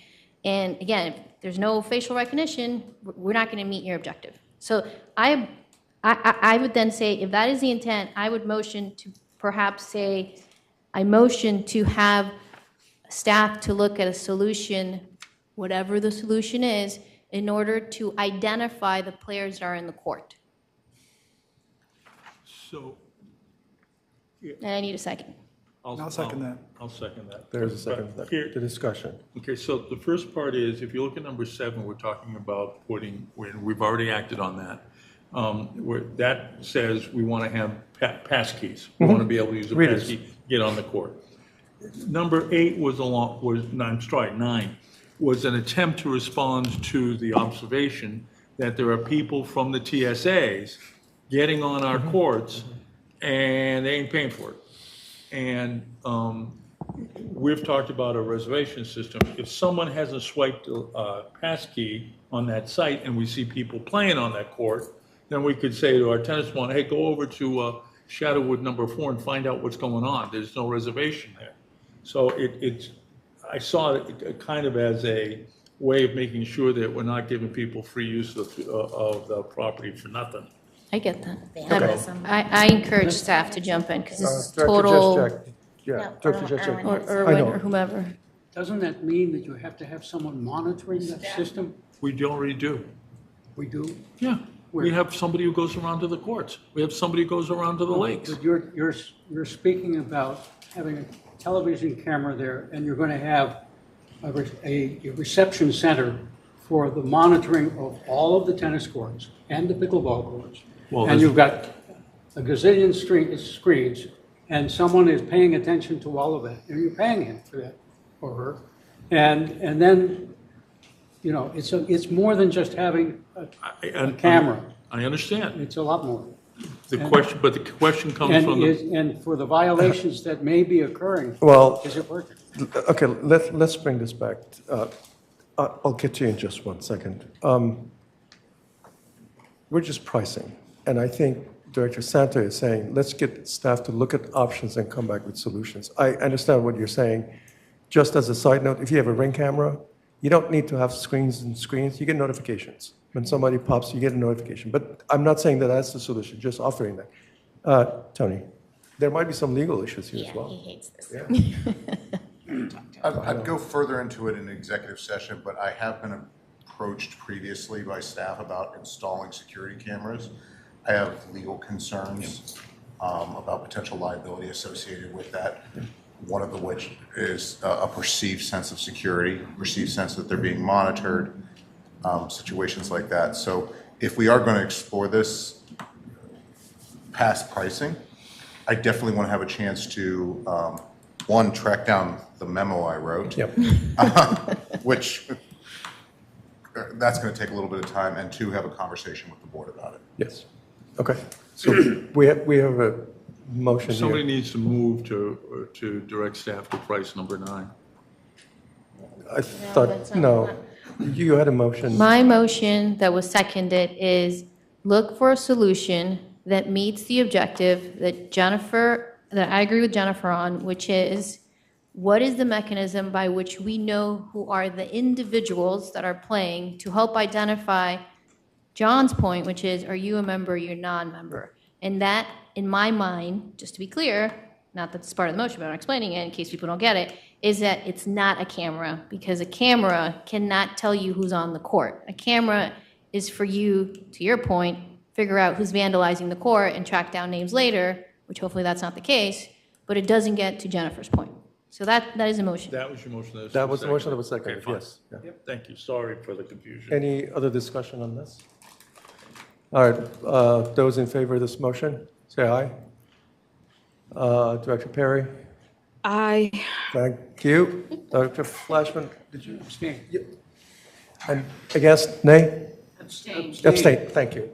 We have 8-1. 801, I'm sorry. Thank you. That moves number 9. That was number 9. Number 10, Mr. Chairman, this is an attempt, I'm given to understand that Mr. Riley has given a shot at trying to generate this information. And it is part of the strategic plan in that we're trying to cut our insurance costs, which is not an insignificant thing, and try to be more effective. The view here is, at least in my review of floodplain maps in the Reston area, ain't a whole lot of houses in what would be a flood zone if one of our dams failed. I think if that information were shared with confirmed and shared with our broker, we might be able to get a lower rate on our dams. What I would ask is, since I haven't seen what Mr. Riley's produced, I would ask that the board continue this over to the next meeting to decide whether or not what we have is enough. Can I speak to this? Please. So we talked about this in some committee. I can't remember, there's too many of them. But the point was that I said, if we're going to go down this path, we need to look at all climate risk because we're looking for black swans. That is how things get broken. The black swans are those events that you don't expect that are the worst. AKA, if you remember New York, there was a hurricane. Nobody thought basements would get flooded. Basements got flooded. But New York City had no idea that there are a lot of homes that were not in the flood map that actually were because the climate is changing. And I had asked, can't remember who because I've had way too many conversations, but insurance carriers typically have a solution that they sell to their customers, which is to do a climate risk assessment, a climate resilience assessment, whatever the terminology is by that carrier. And I don't know where that stands because I think that was going to hit your docket, Peter. It did. So we have contacted our broker with those questions. They got back to us with additional questions, so we're getting back to them. But that initiative has been pushed forward, so we're getting more information from them.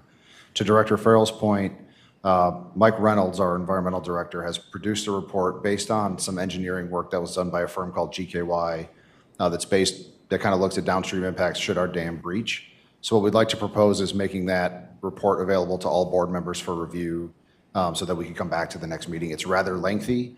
I believe Director Juszczyk has already read it, but I don't think it was part of our package for insurance renewal a few Fridays ago.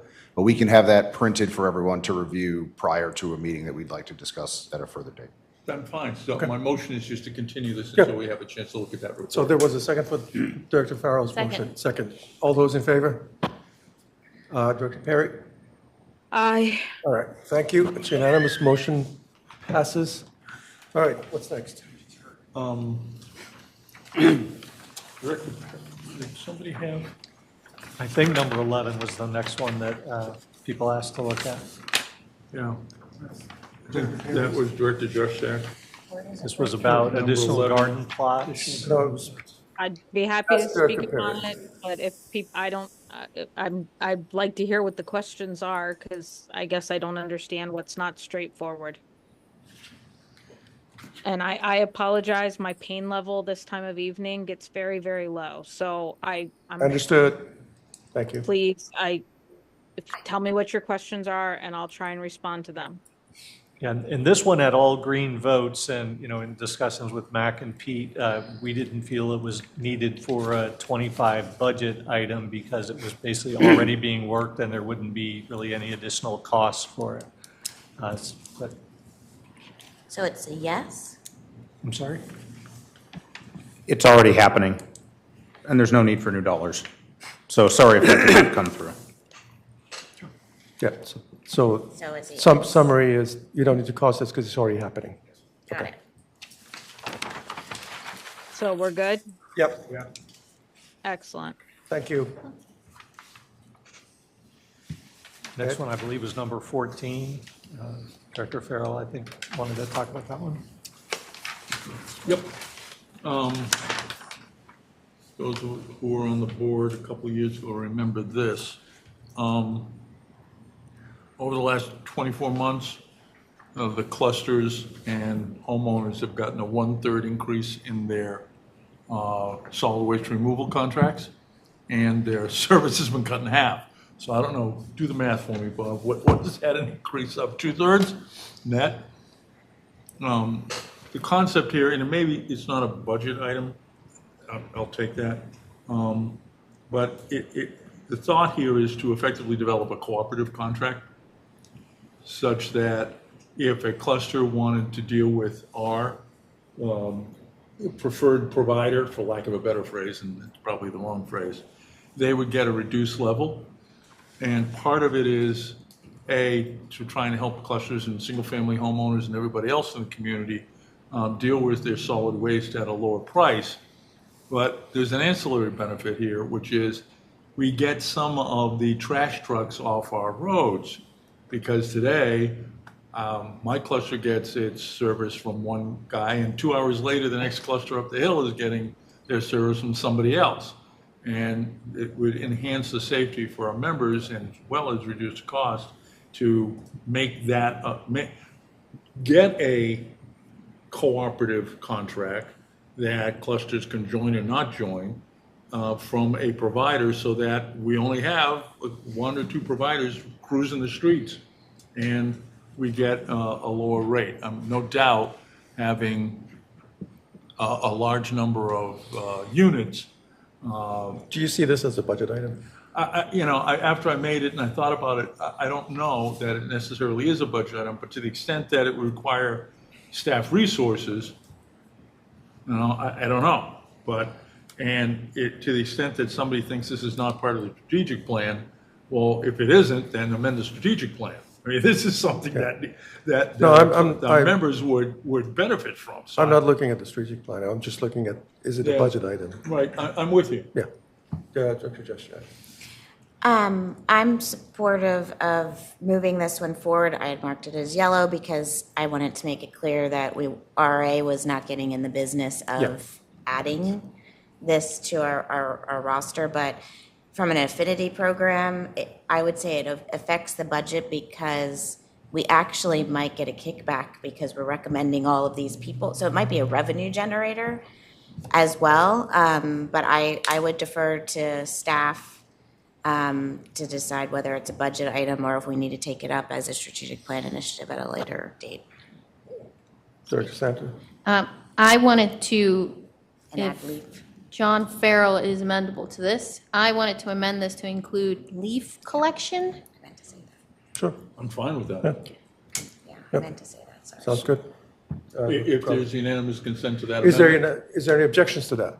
Trevor looks perplexed. Yeah, I was just confused with the leaf collection because, and this may be my inexperience with how all of Reston's leaves are collected. I only have experience with the single family home, and we have leaf collection every Wednesday through a point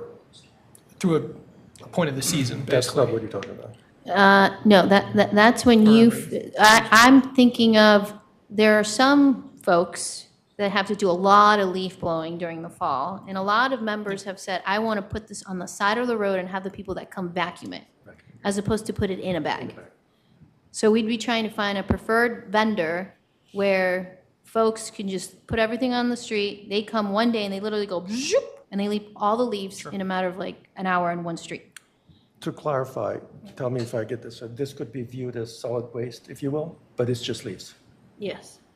Because your leaves don't end up in the same place that my leaves I'm talking about. Talk All to right. the folks in Vienna. Any objections to that? I think Lori had a. How's that going in there? No, I have a different question. Let me finish this one. Yes. Yeah, so, okay with that? Good. Unanimous consent? Well, no, I'm sorry. it's Let me about- address You- my Please, question. go ahead.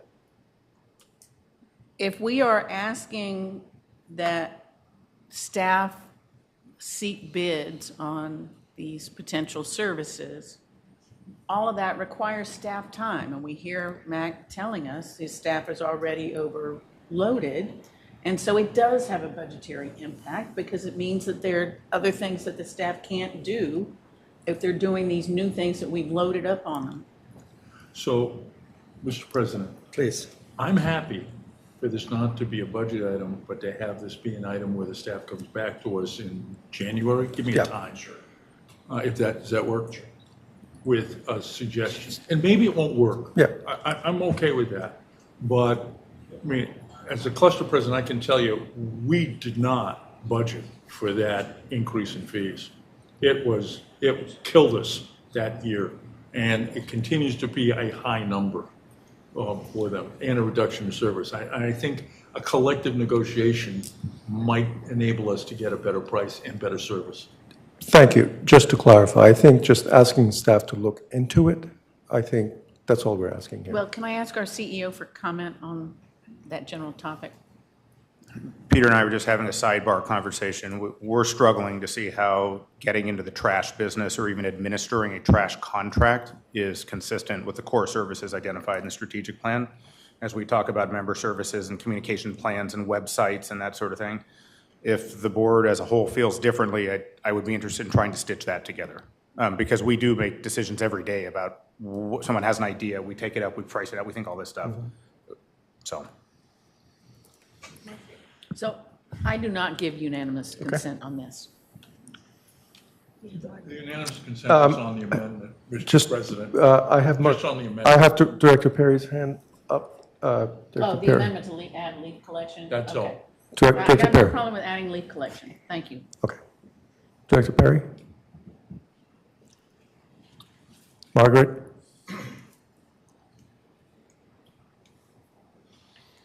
Okay. We'll continue on. Hang on, she's on. Director Perry, Sound did is you, going in and out, so if Yeah. you're Go ahead. offering me time, I didn't hear you. go ahead. I understand the concept. I have no general feelings one way or the other on the concept, other than to sit there and say, well, we're just asking staff to do this.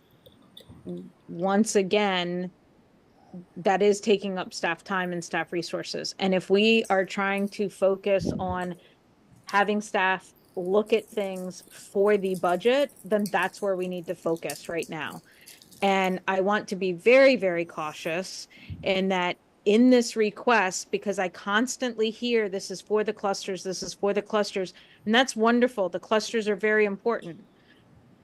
But the clusters are not the only RA members. So I want to be very, very cautious of how we're handling this.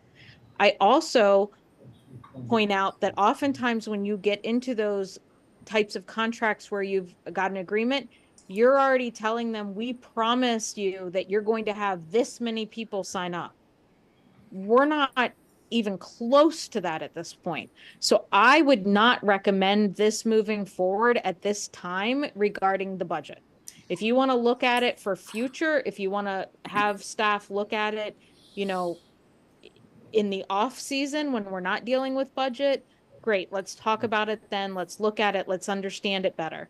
But as a budget item, we are getting into a slippery slope that I think we are wasting time on at this moment. So the modification here is that we'd ask staff to make a report back to us for clusters, condos, and single families. Forgive me for only mentioning clusters because I live in one and I'm the president of one, but it would be to direct staff to examine the possibility of competitively bidding a solid waste and leaf collection contract for the clusters of condos and the single families to use, and to have that report to the board in January. And that gets rid of number 10. I need a second. Is there a second for that? Second. Seconded? Second. All right, we've had discussion. All those in favor, say aye. Aye. Aye for that motion. Yep. We have Director Juszczyk. I'm sorry. This is, clarify what Sure. is the actual motion? Director Farrell, please repeat. So the it's single directing, family it's. Everything is included. It's condos, clusters, single family, and for them to report back to us in January. All those in favor? Please, Director Juszczyk, Director Johnson, Flashman, Farrell, Santa. Perry voted yes. Aye. Director Perry is aye, and those against?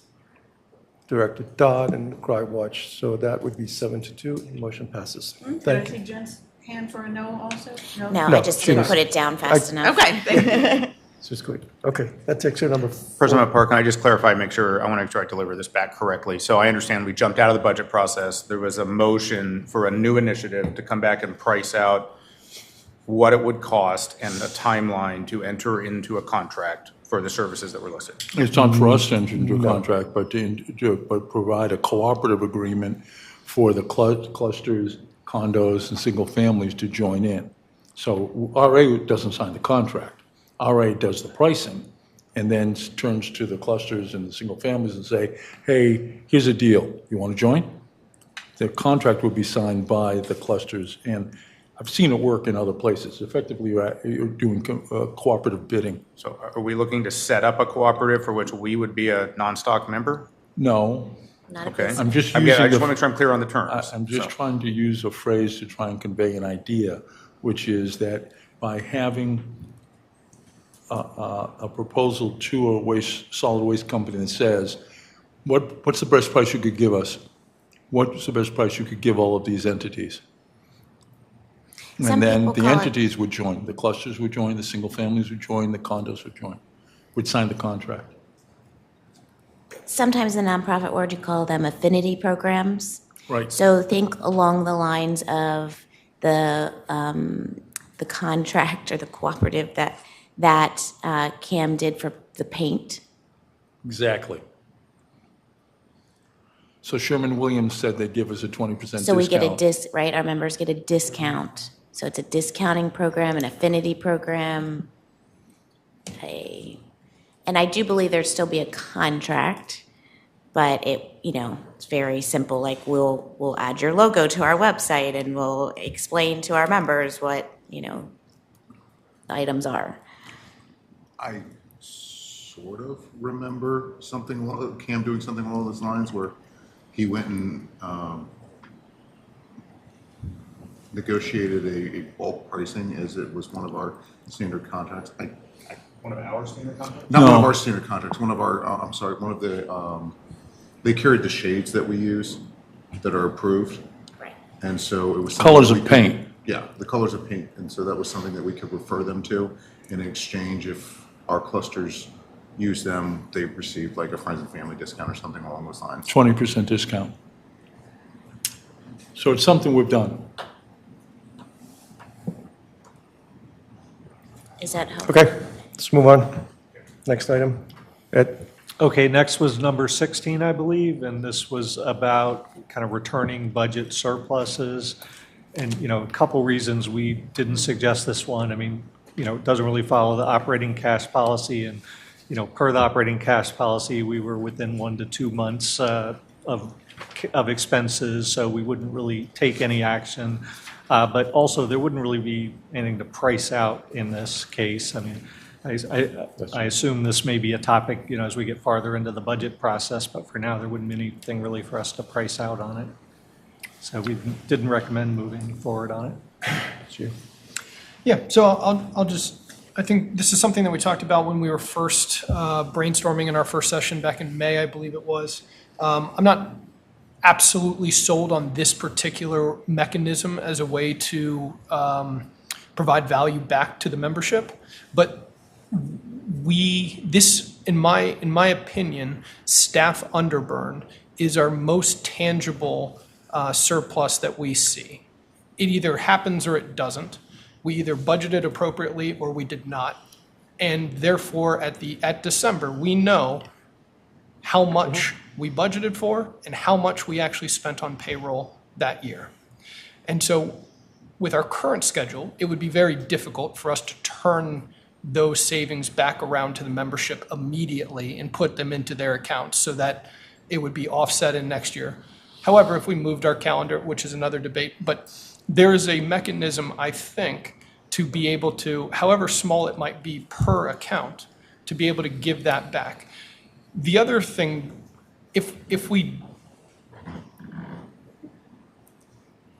this allows us to be more deferential to staff at the beginning of the budget cycle when it comes to FTE positions that they might want and they think are beneficial to the association. And if we fail to recognize those in actual hired personnel, then we give it back to the membership because it's an unused benefit. We were going to provide you a service. We didn't hire these people either at the right time or didn't hire them at all. We didn't provide you that benefit, and now I'm returning this money back to you. The mechanism, that's the idea, that's the thought process behind it. It would be a tangible way, unlike, because I really respected Erwin's comments here about, was it Erwin's? That we've already been doing. That we've already been doing it through offsetting the assessment, but I don't think that is well understood. And I also think that this is something that is very isolated to this specific. It doesn't leave future boards the ability to offset the assessment by millions of dollars in the future, if they so wanted, which is a very real concern of mine, that we could use that money and just offset it by $300 per household. So you're taking a very tangible amount of money, although not much probably, because staff does do a good job of getting to within 2 to 3%, but it could be something. Anyway, that's it. I think the current cash policy actually accomplishes what you're describing, Trevor. The timing, I think, is the question you're all still struggling with. So the current cash policy contemplates that we will close the books out at the end of the year and report no later than the end of the first quarter. When we are carrying enough unrestricted cash, more than 2 months' worth of operating expenses, the board then has a decision to make, either at that point in time, during the year that you now have the excess, or to roll it into the following year's assessment, which would be 9 months later.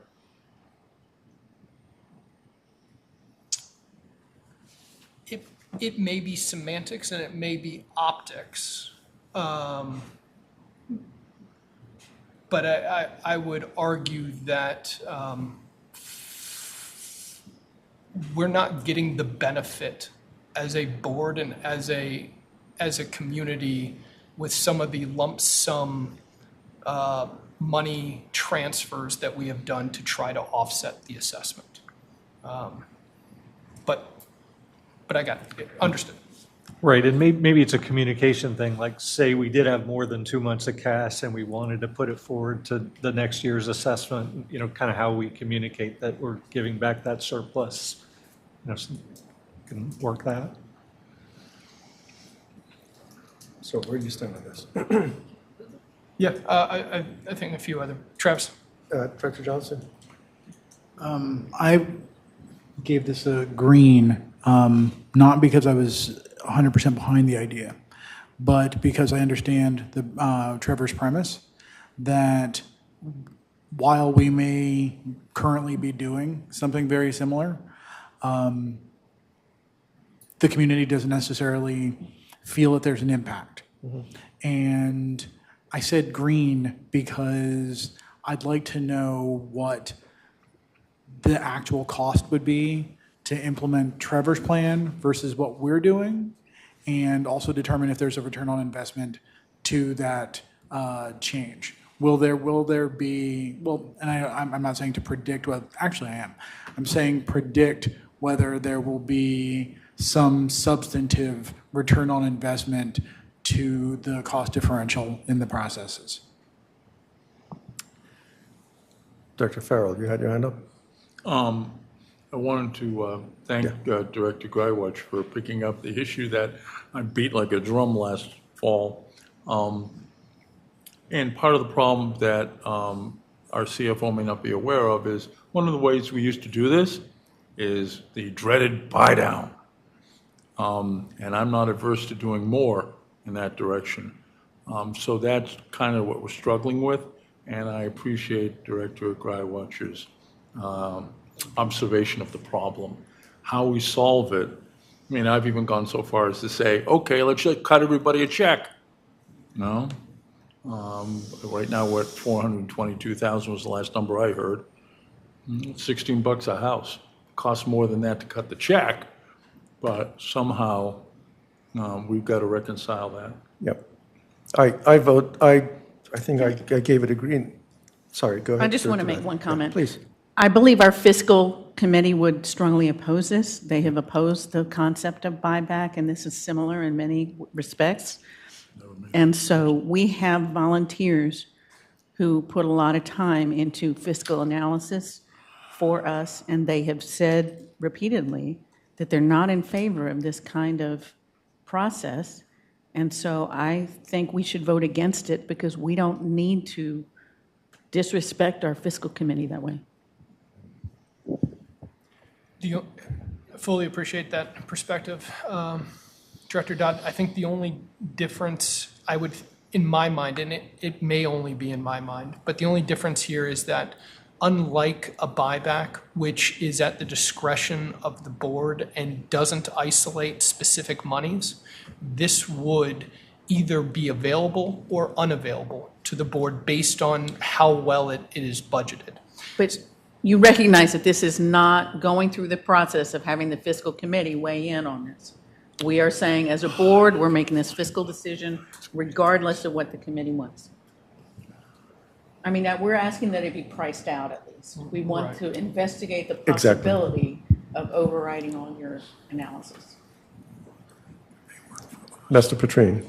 I think the problem that we run into is this is hard to predict, number one. And if you allocate it to a specific, it has been the staffing factor, the cost, the savings that we've generated against budget has been where the money has been.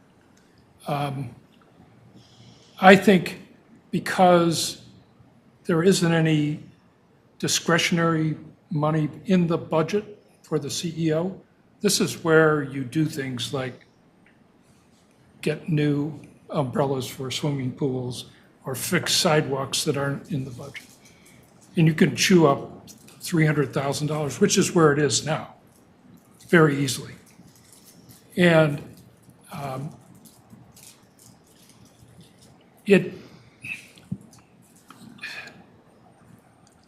I wouldn't suggest this would happen, but it will happen, is that it'll get gamed at one point or another. So that money is either provided so that you are going to return like a membership benefit to the members each year, even if it's $16 or $20 or whatever it is, or as a show of good faith. I would much rather really sharpen the pencil and get a very tight budget and identify an amount of money, that discretionary funds, so that those unanticipated operating costs could be covered.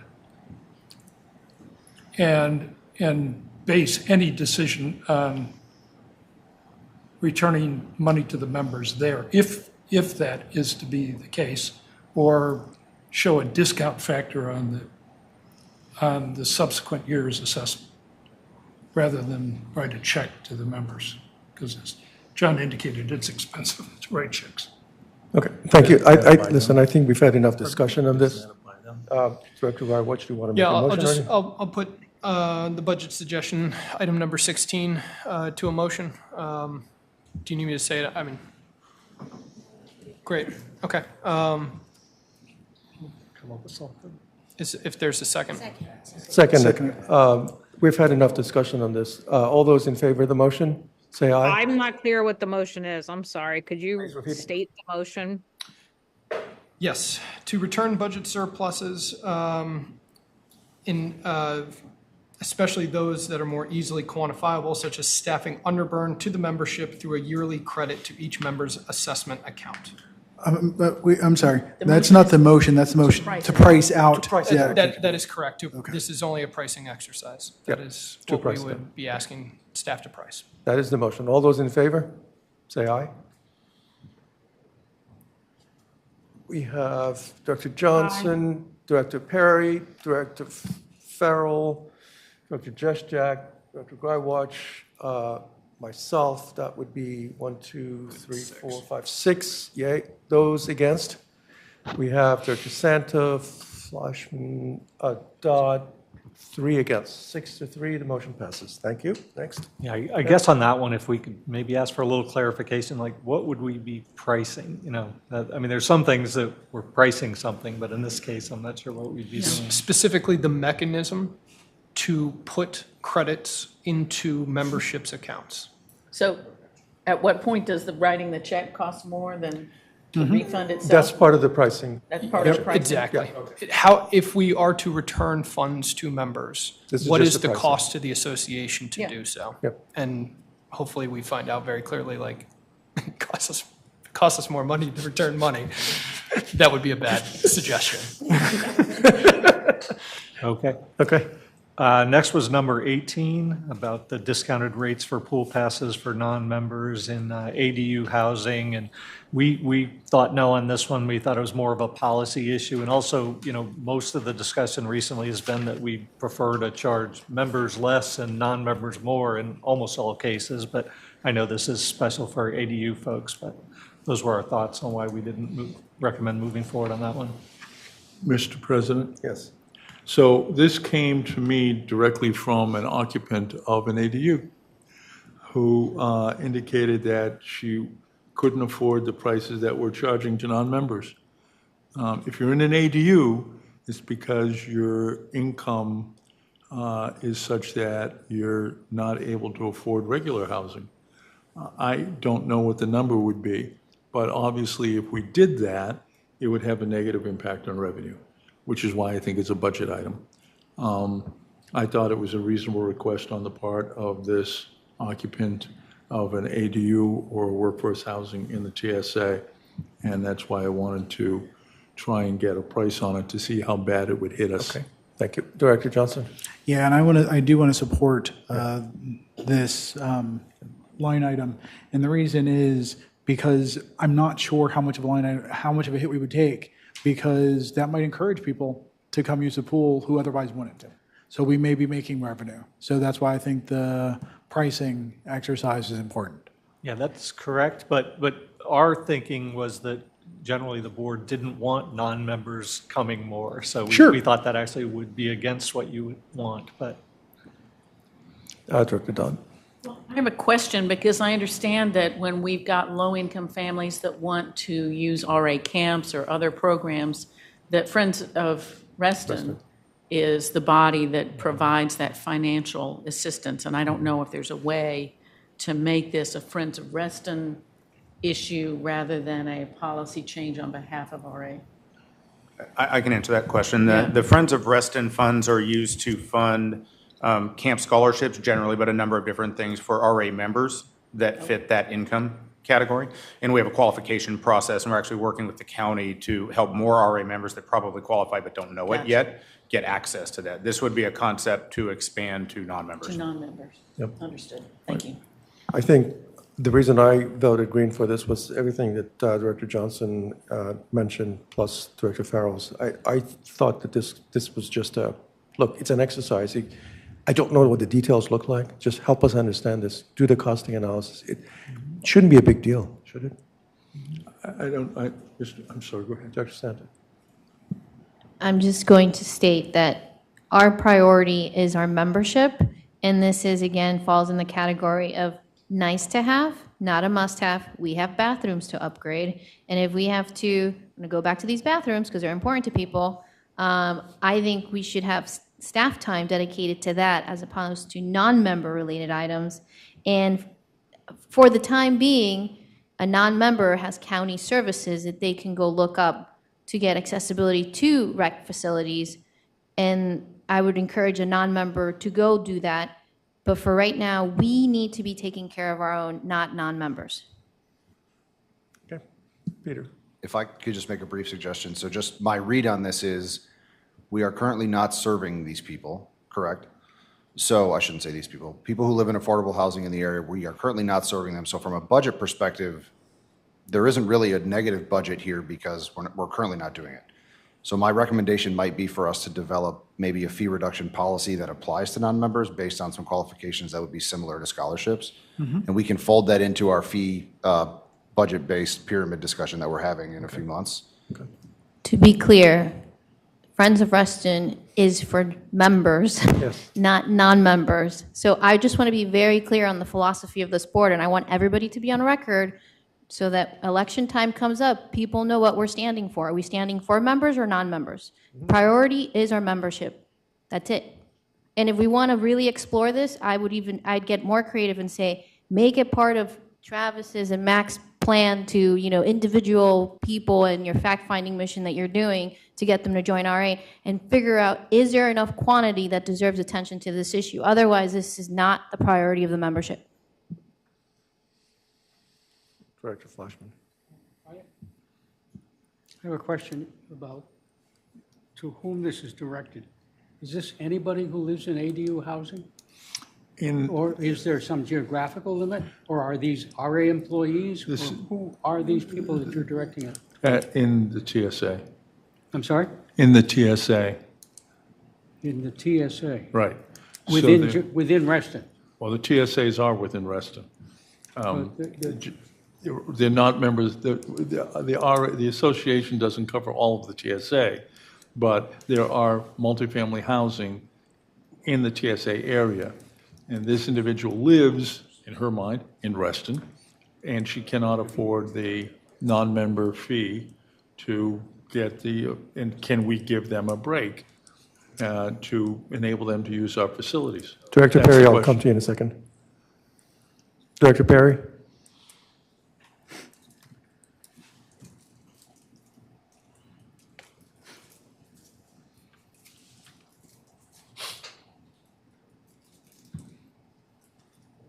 Yeah, I think Mike is acting up. Director Perry, we can't hear you. I can hear you now. Okay, go ahead. I don't know, for whatever reason, I can hear everything fine and then it just cuts out periodically. Yep.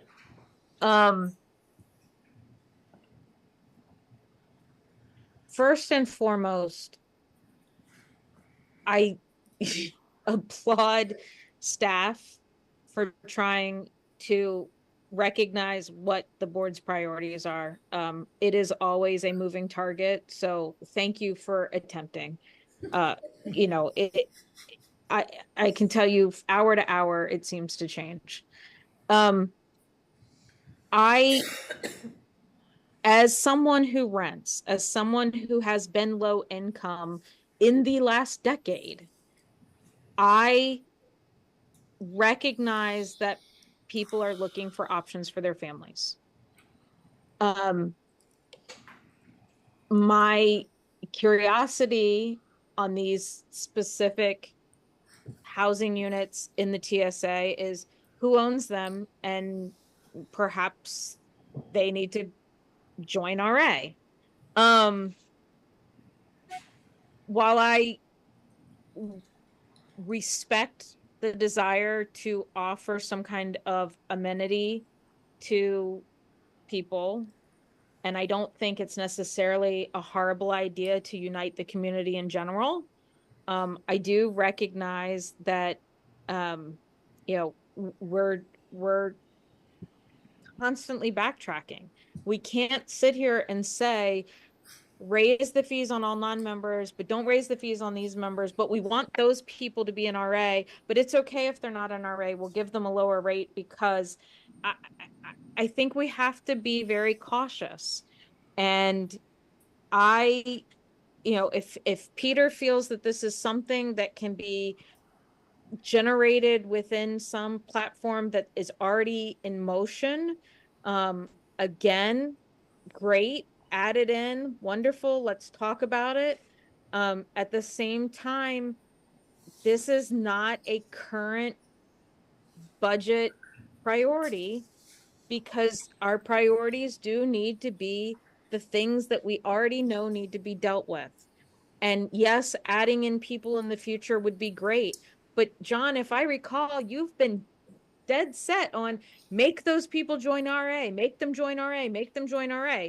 And now it's, well, we know that they haven't joined RA. Let's see what we can do for them. Again, I am absolutely understanding of the issues and the concerns, and I would love to see how we as a community can help them. I absolutely agree with that. But I don't think in our budget session is the right time. If you want to add it to something that's already in motion that staff is working on, cool. I have no problem with that. I want to see everyone within Reston be able to utilize pools. I think it's unfortunate that we have members of Reston, not RA, members of Reston who don't have access. I do feel that plight. Okay. But let's put it in perspective. Thank you. Is there a motion on the? There will be. Yep. Go ahead. I motion to remove item 18 from the pricing list. Well, it's already, I would have to make a motion to add it. I thought Because this it's was recommended, on- it's recommended not to go forward. Okay, There was no motion. Yeah. then what, do you have a suggestion on Yeah, I'm how to gonna- move on from I'm this gonna topic? move, I'm gonna move that we direct staff to price it. Okay, Okay. go for it. That's the motion. Is there a second? Dr. Johnson, seconded. We've had enough discussion on this. All those in favor of the motion to cost this, say aye. We have Director Johnson, Director Farrell, myself, 3. Those against? We have Director Dott, Flashman, Santa, Grywatch, Juszczyk, Director Perry. I'm abstaining. Abstaining, so that would be 351. The motion fails. Thank you. Let's move on. Okay, I think the next one is number 21, about doing a census. And, you know, this one we kind of didn't recommend because it was kind of already being worked as part of this elections conversation. But I'm gonna ask that this item be carried over to executive session. Second. All those in favor of carrying this item into executive session, say aye. Aye. Director Perry? Abstain. That would be I believe it was 801. 801. That moves into executive session. Okay, and then the rest of them are all kind of a collection of pool enhancements, number 28 through 36 that Director Farrell recommended. And, we said basically not recommended for pricing as part of the 2025 budget because we felt that they were operational kind of issues that we passed to the aquatic staff as well as the maintenance staff. And, they put them in their queue to try and take care of some this year if possible and, into the following years, and that they wouldn't really be discrete budget items because, we're already trying to beef up the aquatics budget a little bit to be able to handle more maintenance issues. So, that was our thought anyway. Okay, Dr. Juszczyk. I just want to be clear. So staff believe we can handle doing these things in 2024. Is that? Not all of them, some of them. Some would be 24, some 25, maybe some would even be hit by 25. Because I'm not sure where the budget money's coming from. Yes. Because some of them got to be capital. So and we approve capital line by line items, so that's why I was unclear on the staff recommendation. Yeah, so just some clarity on this one. So I'd just like to first thank Director Farrell for his walkabouts at the 15 pools and providing the reports to us. A couple items like umbrellas and things, we do have budgets for those. We buy new things every year. So what we're thinking on those items is we get survey results back from our pool users every year. We can look at the end of the year and see if umbrellas are needed, but things like that are sort of included in things we buy on an annual basis. From a CIP perspective, we are looking to improve just from a maintenance perspective. So when I saw these, I didn't know if we needed to price them because we are doing it already to get prepared for the upcoming CIP. So it's not as if we're ignoring the issues as much as we're already doing this work. And we're looking to come back in the CIP with pool maintenance dollars. Yes. Yes, Director Farrell. The answer that says we might be doing these things in the year 26 is unacceptable. All of these things need to be resolved in 2025. And to the extent that these things, and it's not just my 6, it's several of them are repeated by the members, which is why I caught them together. For the benefit, I sent out an email to my fellow members about what the thought process is here.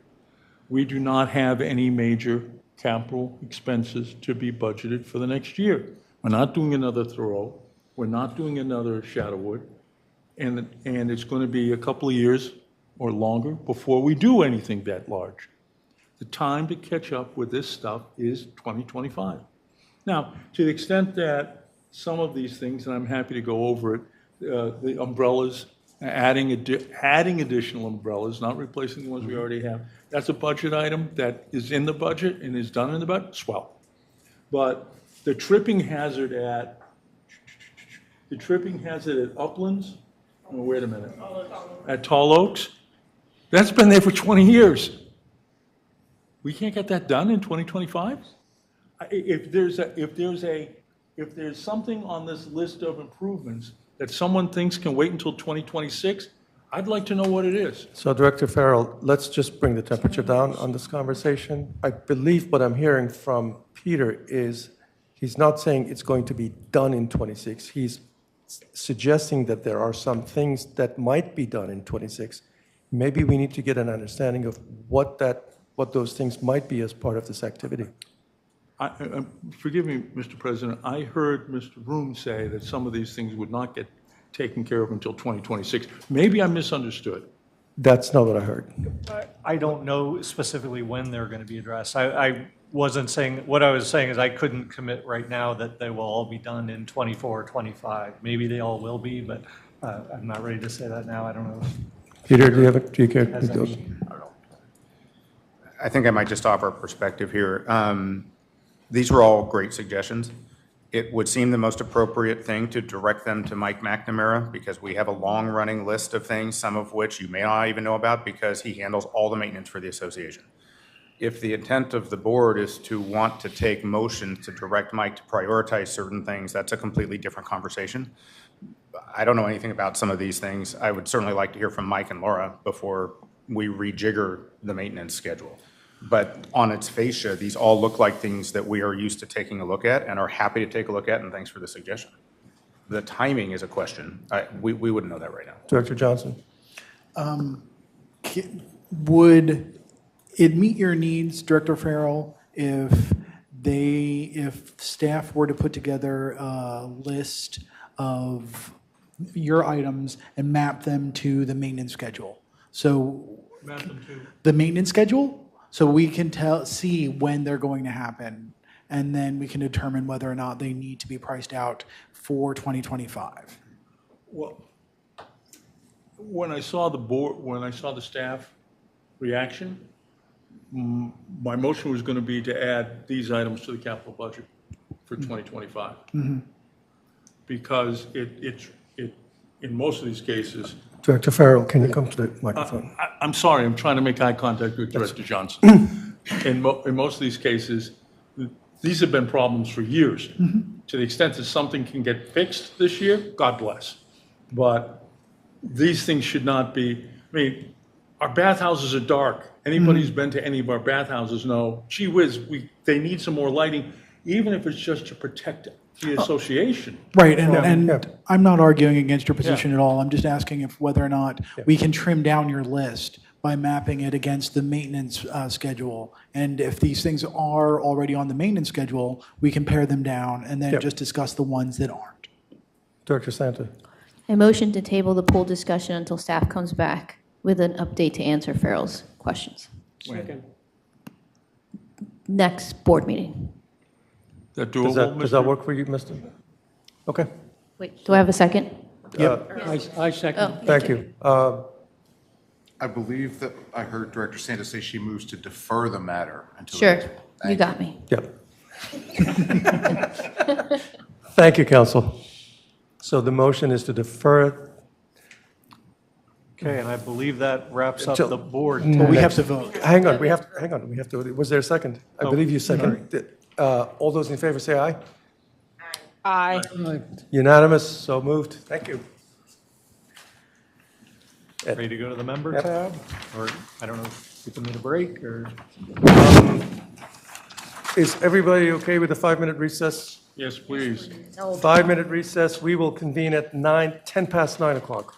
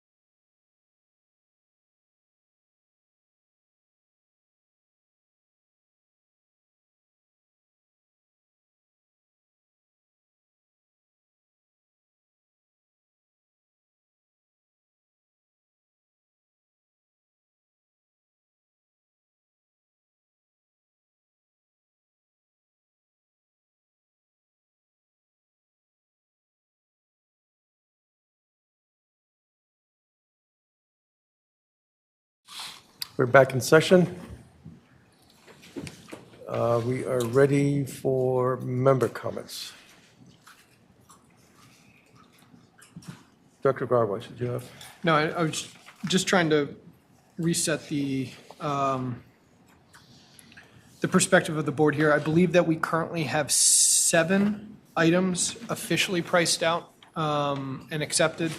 I know we have a few continuations or deferrals, and we have a one that is joining us in executive session that we need to look at a little bit further. But right now, I believe we have 7 official acts or motions that we've approved, and I think we have the pools, which are a bit of their own separate research. Just before we go into member suggestions, just so that we understand how much we're putting on staff, that's where we stand right now. Okay.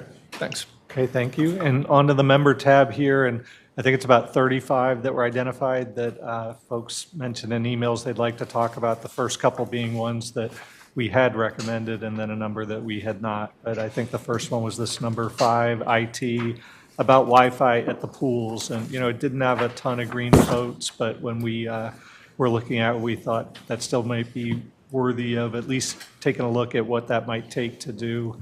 I don't know, Pete, did you have any other thoughts on that? That was one you were high on.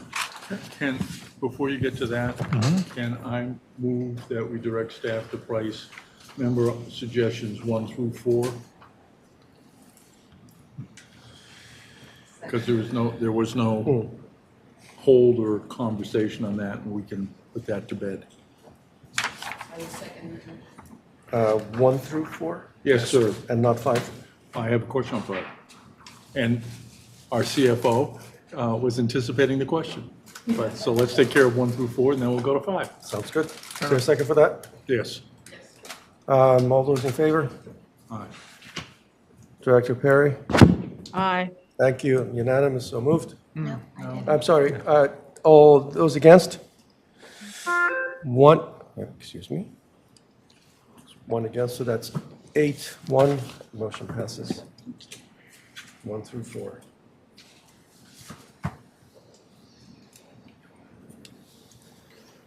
Okay. Item number 5. Director Farrell, I think I had a question about number 5. I see 3 reds and 2 greens and 1 yellow, which, if we're following the methodology that we used, would suggest that the board doesn't support. So I'm trying to understand why the staff recommends something that the board doesn't support. Help me on that. Yeah, this is about Wi-Fi. This is what we're talking Yeah, about. this is the Wi-Fi at the pools. So we just thought it would be a good idea to understand what it might cost for future initiatives, especially, you know, we started with point of sale sales at the pool. So right now we have hotspots there that are working, maybe not the best option. So it's just something we're interested in understanding what it costs. Doesn't mean we have to move forward, but it was just an idea for us for the future to have it in our pocket. That was the thought there. Sounds fair to me. Then it's not truly for the 2025 budget, It does not have to be, no. so then it shouldn't be there. Okay. Dr. Johnson? And this is, just based on what you're saying, Peter, it doesn't sound like it's for the public. It sounds like it's for pool staff use. It could be for the public, it could be a member service, but Okay. there's lots of other areas to explore there, so it Yeah. was more just a curiosity on our part. Okay. Yeah, because I would support for staff to use for our infrastructure. I'd have a lot of concerns about it being a public one. So, do we have a motion to take it out here? It's just, Or just not a motion to put it in? The price. I motion that this not be priced out. Second. all those in favor? This is or is not? Do not price out. Do not. The motion on the table is to not price out number 5. Director Perry? Well, I'm just curious. I mean, isn't this in line with the whole idea of we want different things at the tennis courts? And I just don't understand if staff is willing to put in the time, what it hurts to price it out. But so I will not, I vote no on the not including. Director Santa. I just want to speak to that. Public Wi-Fi networks do not use WPA3, which is the security that you need. And so I don't have a strong faith in our cybersecurity practices yet. And there's a difference between a hotspot, which does have that, versus public Wi-Fi, which does not. So public Wi-Fi does have a lot of vulnerabilities, and I think Travis can expand more into this since he's more deep into this than I am. I'm just going to go with yes. Director Johnson, thank you very pretty much. spot on. Thank you very much. It's just less secure. All those in favor of the motion to not price this out, say aye. We've got 8, and Director Perry voted nay, so it's 8-1. Motion passes. Do not price it out, okay. Thank you. Next. And the next one that we wanted to talk about was 7, unless you wanted to vote on 6 first, but 6, I don't think there was any controversy. We were So gonna price I that. move to direct staff to price out item number 6 on the member list. Second? Seconded. All those in favor, say aye. Aye, but can't we just do them in bulk? Like, why do we have to do one at a time? We just have one left, that's One, why. yeah. We didn't see it on the first one. All those in favor, say aye. We have Director Johnson, Dodd, This is on number Flashman, 6. Farrell. Number 6. Santa, Jack. Director Perry, how do you vote? I said aye. Thank you. Unanimous, so moved. And number 7 would be the last of the ones that we had recommended, so we wouldn't have to do that again. But number 7, we had recommended, it was making more of the pools heated would be wonderful, was the member suggestion. And, due to the popularity of it, Shadowwood, we thought it might be of interest, so we kind of recommended at least looking into it. We think it's going to be fairly expensive and maybe not something that we would put in the 25 budget, but we thought, maybe at least price it out to see if there was interest, maybe it goes in the capital plan or a future year, but just one second. The suggestion was to price it out. Up to you. Peter. So we put yes on this because we are doing this for Lake Audubon. We're bringing that back as part of the budget. So if we said no, it would have meant that we're not doing it, but we are doing this for Lake Audubon. Director Farrell. And you're looking at non-fossil fuel sources? To include alternatives to gas, correct? Director Farrell. So, that resolves my concern regarding this item. Okay. I wouldn't want this to be understood to be all, well, we got 3, right? I wouldn't want it to be all 12 pools. So, and we voted to direct that price investigation last year.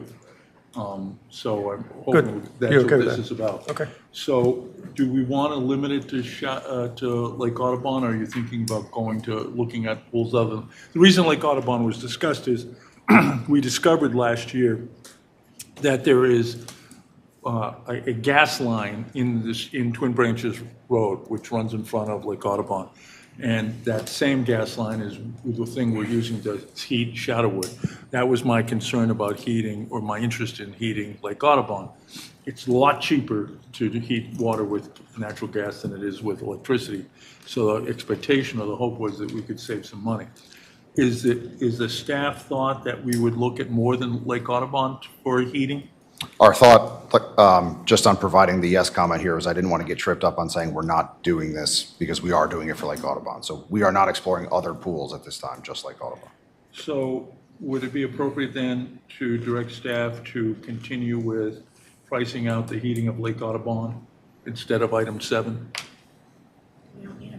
They're already doing that. Okay, so then item number 7 can We would be strike dropped? You want to move to strike it?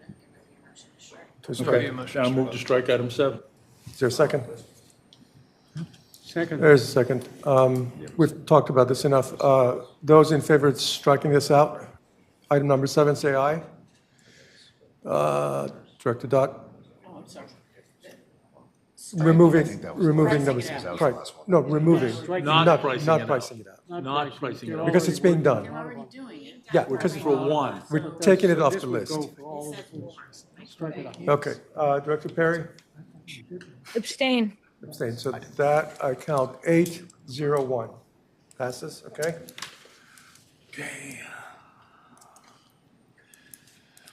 Okay, now we're moving to the ones that we had not recommended moving forward on, but, one or more of you asked about discussing them and possibly trying to re-include them. So number 10 was the first one. This came from the Lake Equity Working Group. They sent a number of them in a memo.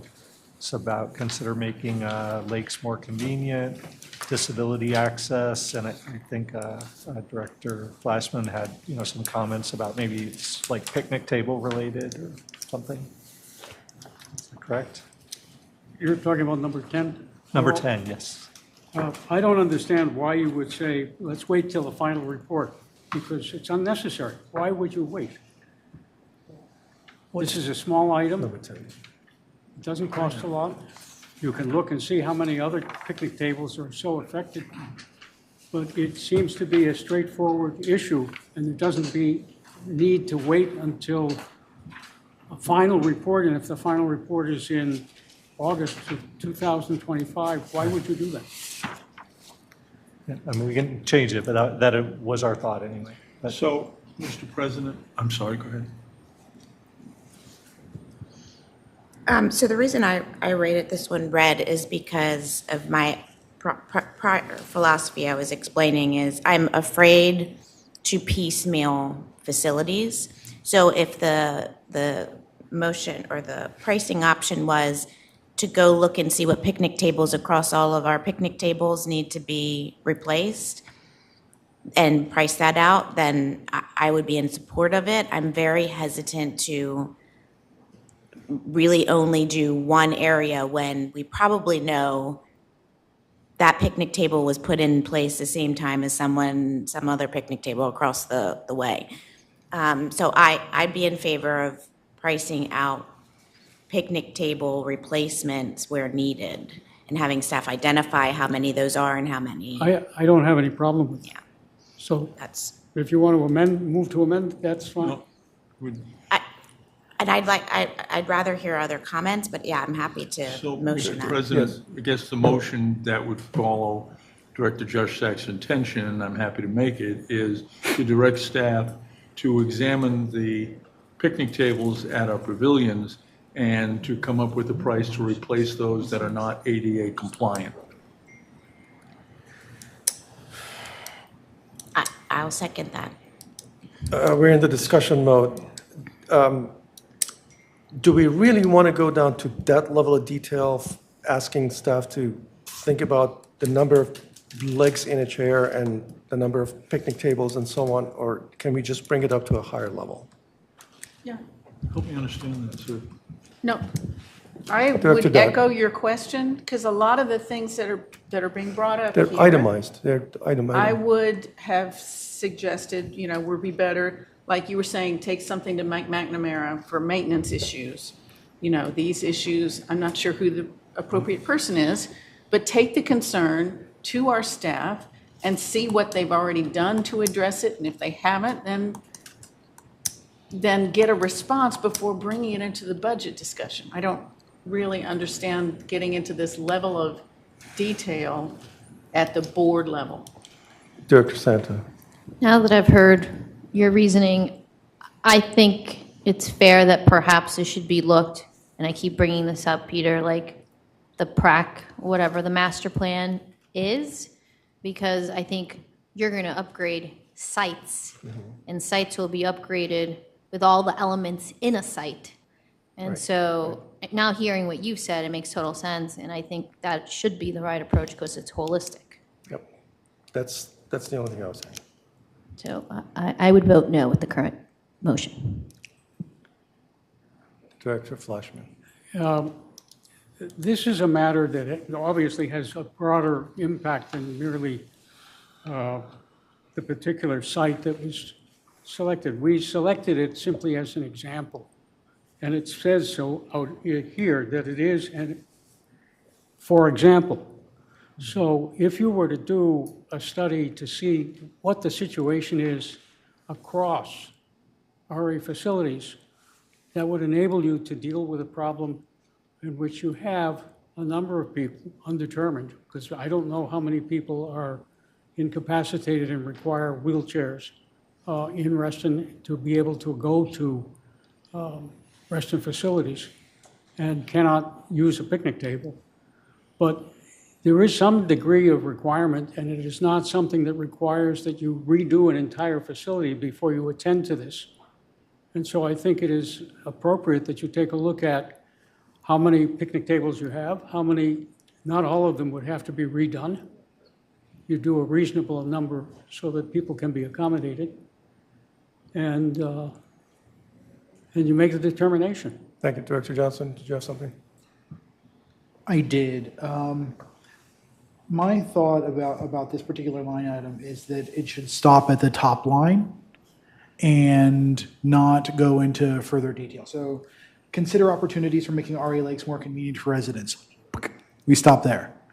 And then, and let staff, price out doing this study, that kind of thing, getting back to us with that, with all that.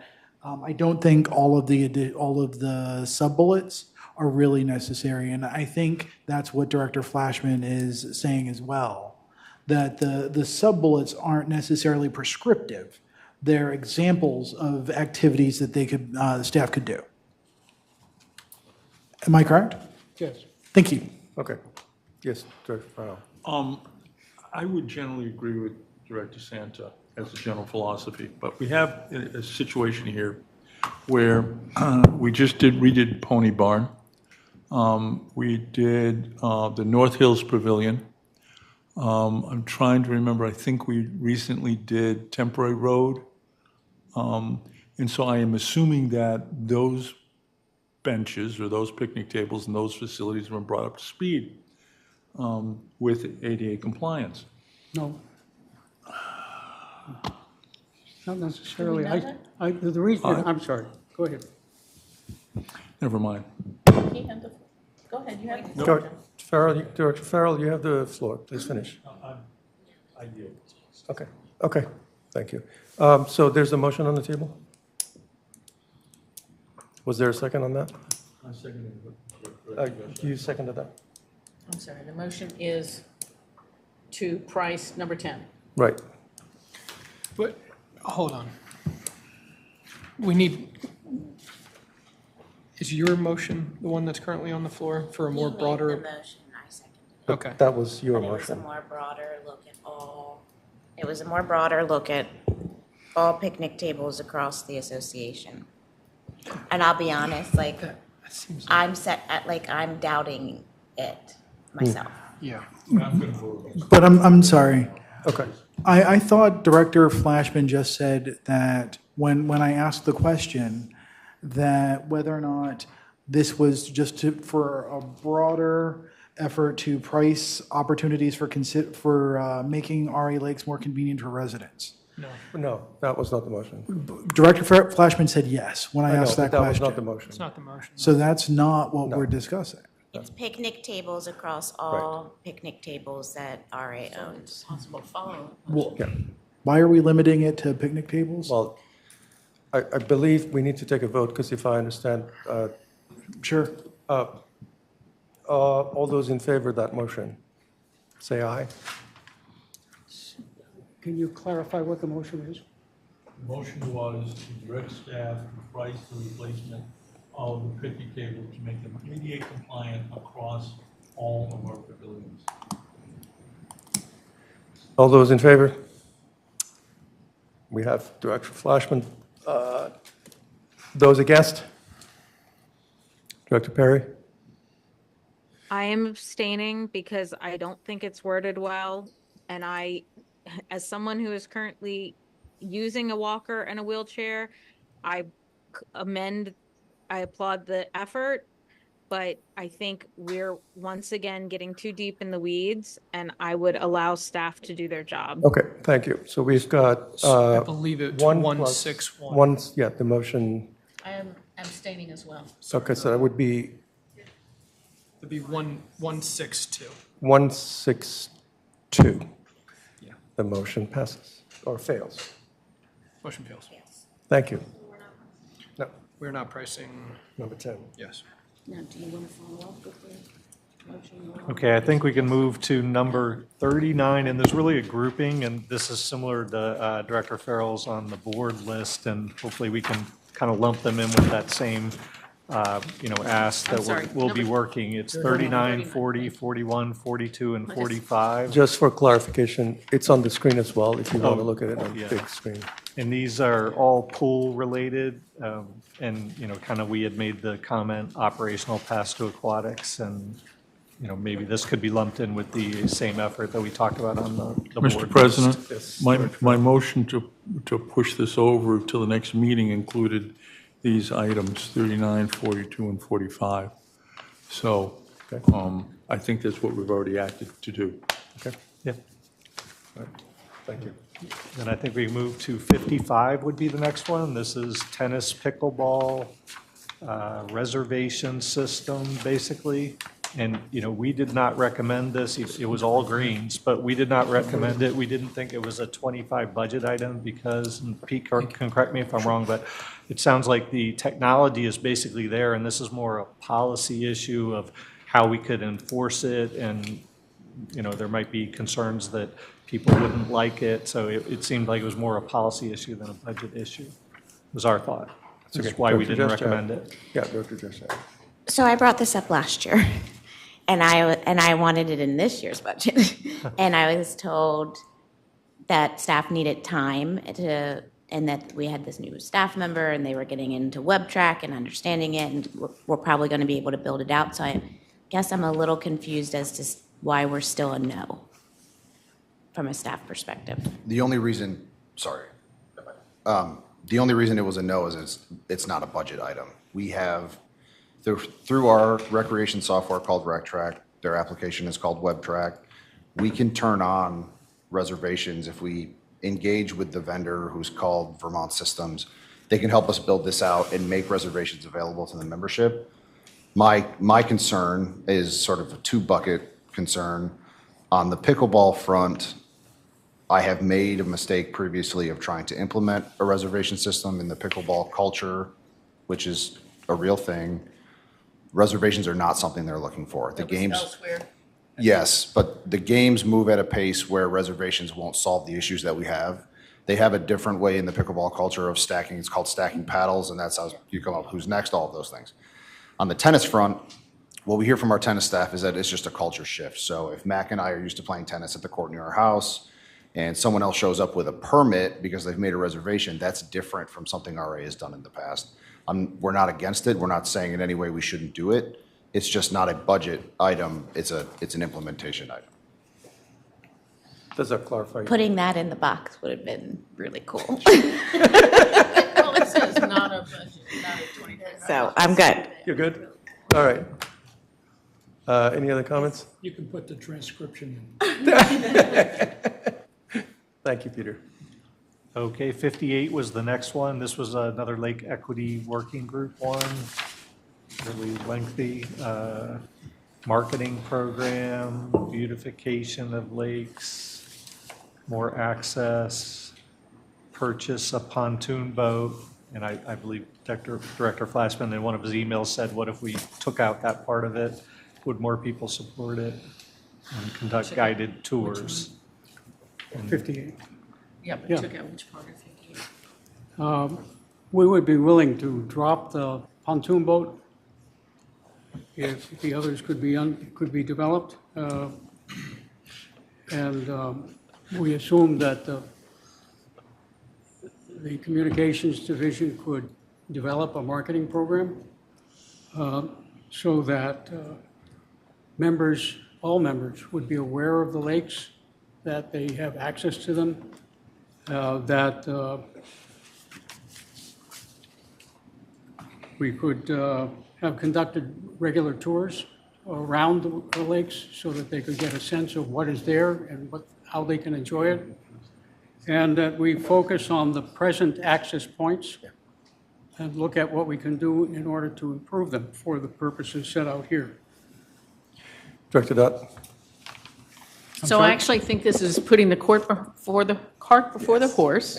And also, if we were to do this now, and you come back with data, that says there's a lake equity issue, then we can say, we already did what you asked us to do before you started taking data, give that a chance to work. So I think it is not only too soon, but I think it could be counterproductive to start this without having the data first.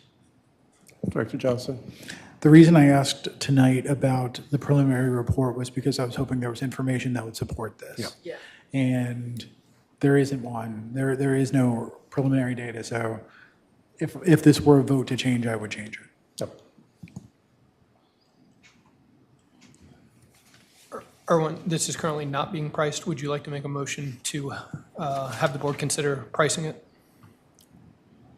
I would like them to, I move that this, that the staff prices, Number 58. absent the, In advance of having recommendations of what that means and what it would look like to the group. But let's just let him make the motion. Is there a second? Second. Motion is seconded. We've had discussion on this. All those in favor of pricing? Director Santa. Hold on, Margaret, hold on. Weren't you going to say something else, Lori? Or was it No, something- that was just comment. Yeah, No, that was just a comment. Yeah, that was just a comment. So the motion on the table is to price number 58, minus the pontoon boat, as I understand it. minus the pontoon. Minus the pontoon boat. That's the motion on the table. All those in favor, say aye. We have Director Flashman, Farrell, Director Perry, Aye. and Director Perry. Those against? We have Director Johnson, Dodd, I'm sorry, Not Johnson. not Johnson, Director Dodd, Director Jeshczak, Director Krywatch, Director Santa. She abstains. So we have two abstentions. Ask for the extension. Abstentions? Ask each Abstentions, thank you. We have Director Johnson and Director Santa. So we've got 342. 342. I believe that motion Fails. fails. Thank you. Ed, next. Okay, number 60 is about trash can be put on the corner by the Domino's on Soapstone and a receptacle for cigarette butts. Mr. President, Mr. Farrell. this is all of a group, 60, 67, 70, 84, 92, 96, 98. And when you go through and look at these, they're described as not having the support of the board. Well, every single one of these has 4 or 5 of us wanting to designating it yellow. I'm not going to propose that we go through all of these tonight in view of the hour and the other business we have.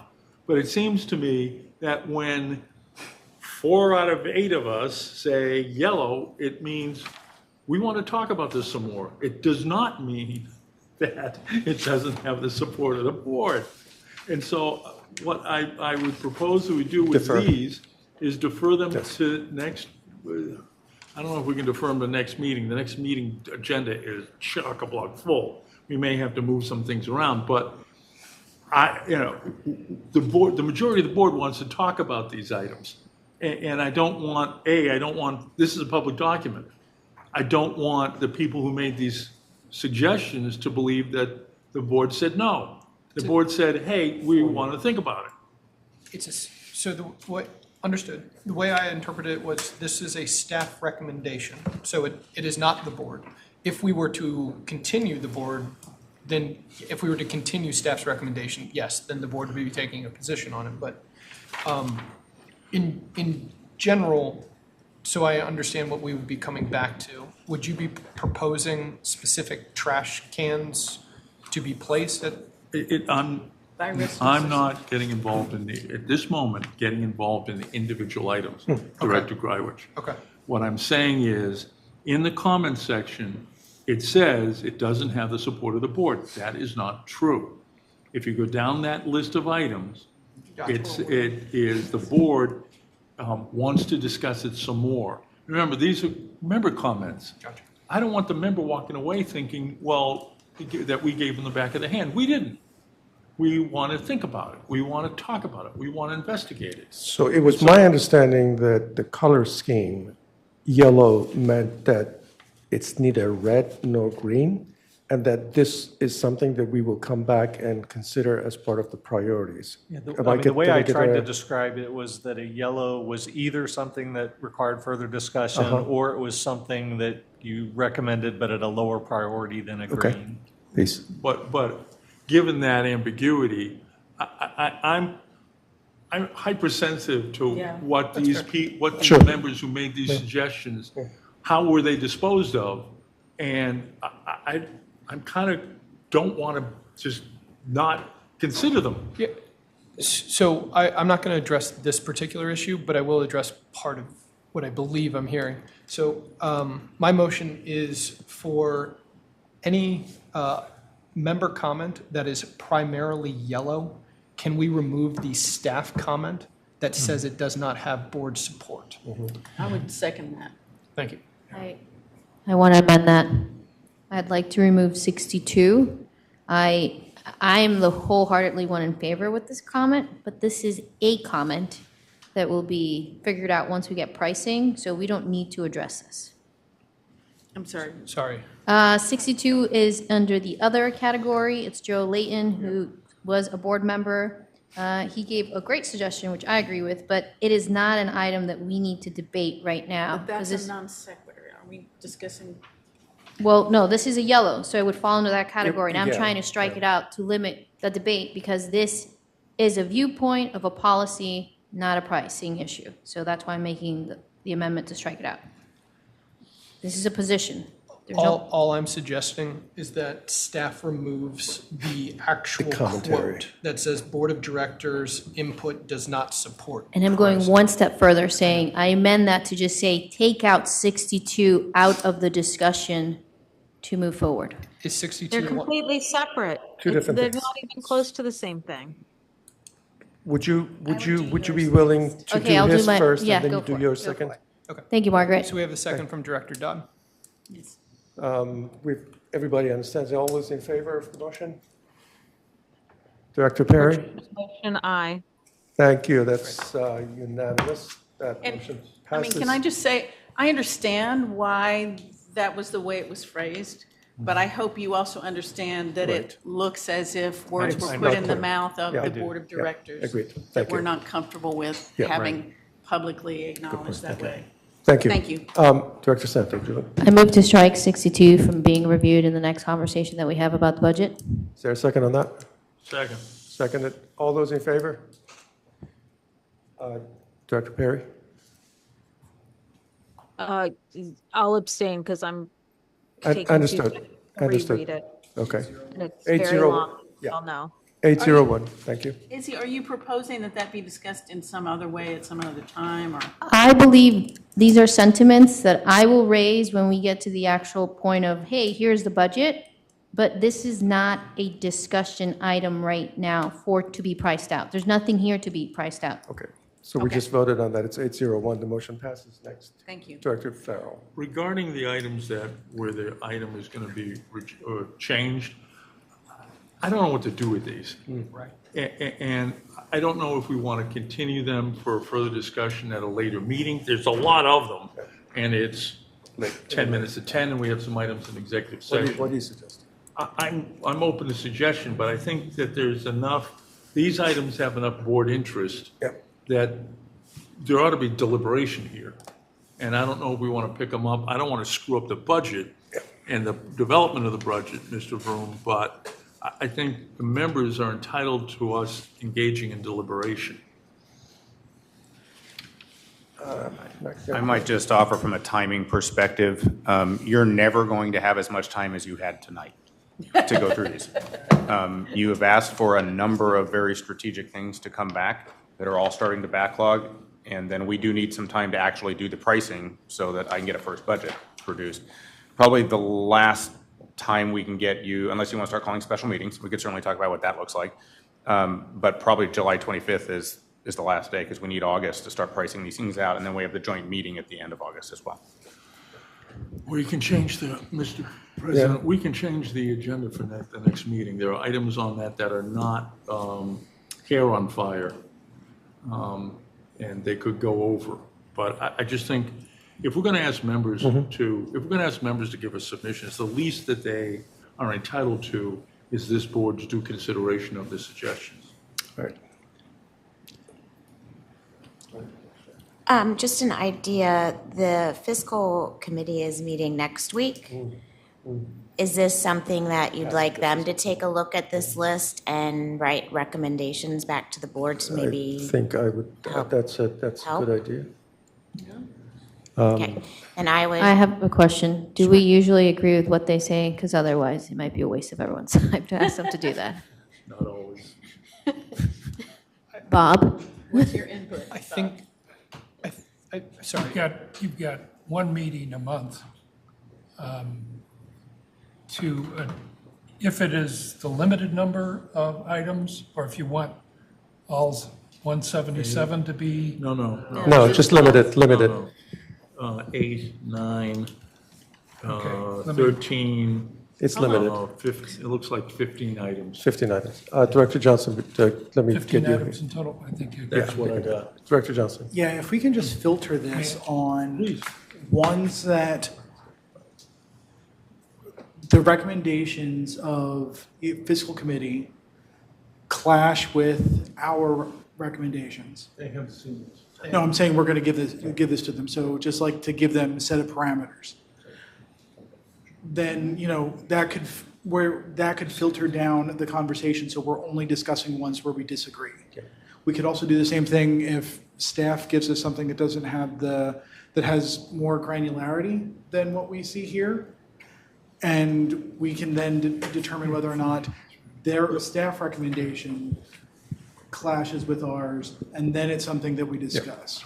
But we'd have to get lists that have granularity and have analysis that we can all understand. Director Josh, do you want to? So I will motion to assign review of items 60 through 67 minus 62, 70, 84 through 92, and 96 through 98 to the fiscal committee to review with the request from staff to update the staff comments column prior to the fiscal committee meeting, and the fiscal committee to add a column with their recommendation and bring it back to the board at the next board meeting. Second. All those in favor? I have No, an before I amendment. can vote, I'm I'm sorry. going to need her to repeat that slow enough for me to actually write down which ones are affected. Sure. It's in, It's in my email. She's going up. Okay, so the items No, hang are on, John. items 60 through 67 minus 62, because we disposed of that one in the last motion. 70, 84 through 92, and 96 through 98. Thank you. Does that help, Director Dodd?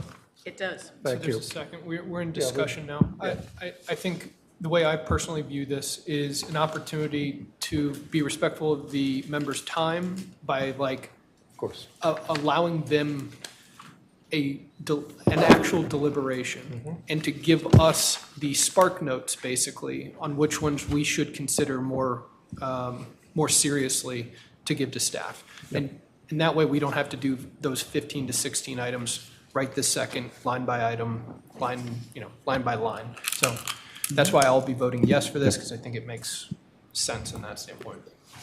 I'd like to amend, because I'd like to have the discussion now on line item 67, which is part of the LUG, because since we voted to extend, they're asking for resources to help them accomplish their goals, and I will yield the rest of my time so that Erwin can jump in on this line item.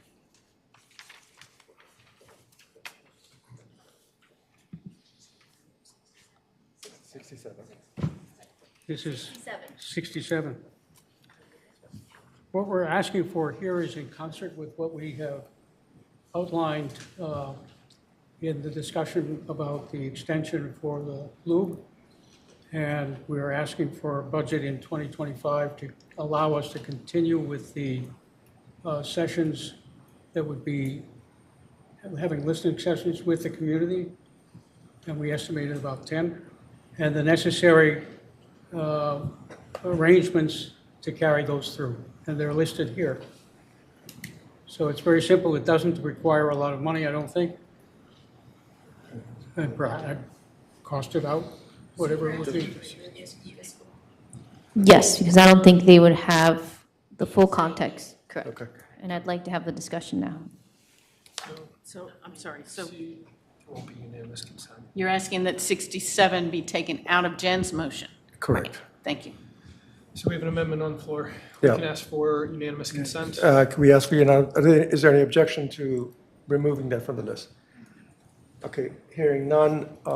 Director Perry, okay with that? Yes. Thank you. Hearing none, that amendment is moved forward. Then we're back to the main motion. All those in favor of the main motion with that amendment, say aye. Director Perry?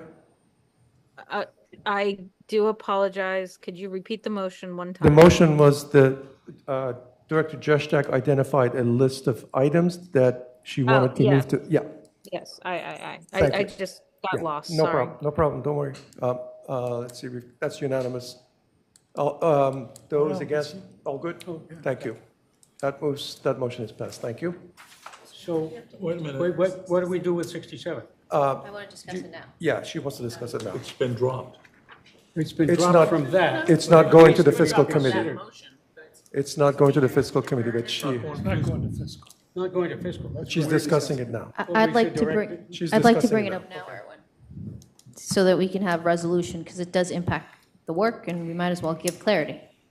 So, you heard Erwin's arguments. I make a motion to staff to help create a small, modest budget to help achieve the items listed here. I need a second. Second. Discussion. Yeah, I have a question. I see Izzy's comment on the paper says, I thought they were granted a budget. Excuse me, we need to pause. You've got, You got it. Okay, cool, thank you. Sorry for the board. We've been having some Zoom bombing and other things going on that are totally unsavory, and we're doing our best to work on that right now. Thank you. Can't you turn off the chat functionality? Oh, they're really active. Oh, my gosh, thank you. We're fine. We're fine, we've got 3 minutes. Yeah. I just made it so that they can only talk to hosts and co-hosts at the moment. Oh, thank you. Okay. 10:30. 10:30. Lovely. So my question was that Izzy said that she thought they had been granted $5,000. Is that correct? Is there any funding? I can answer that. There's this number that's been thrown out. The Lake Equity Group said they were having meetings that were running late, asked if they could have some food. I said, sure, I'll get sandwiches. You know, that's not a budget hit. We have Sure. budget things, Yeah, but yeah, no. We did tell the Lake Equity Group if they wanted funds for research or consultants or something like that, those are budget asks, of the association. So is it your position that this would still need, this would need to be a budget request? I'll let you answer. Go ahead. I might defer back. I don't recall all the specifics of what this was. So if there's a request for consultants and other No, sorts of. no. This was, I believe, Cam went, the conversation that we had within the advisory committee, or the working group, was that Cam went and it said, hey, the team would like to host community meetings. That's where the food comes in. It's not for our meetings, it's for the community meetings.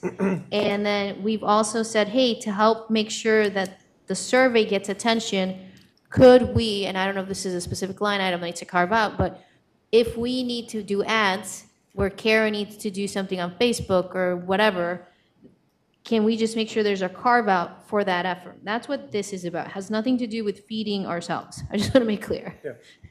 Right, but it's also not hiring consultants. It's Yes. reserving a space, some Correct. snacks, to have a Correct. listening session for the community. I do note that it does say professional assistance to analyze the results if needed. Oh, I do see that, thank you. And I would argue at that point, I think we should strike that out because I don't know how much that's going to cost. And I'm okay with that, but I don't think our money should be attributed to that because I think the hourly rates of folks are expensive. So I would move to strike line item D and see if you're amendable to that. So you're asking that this be included to be priced out?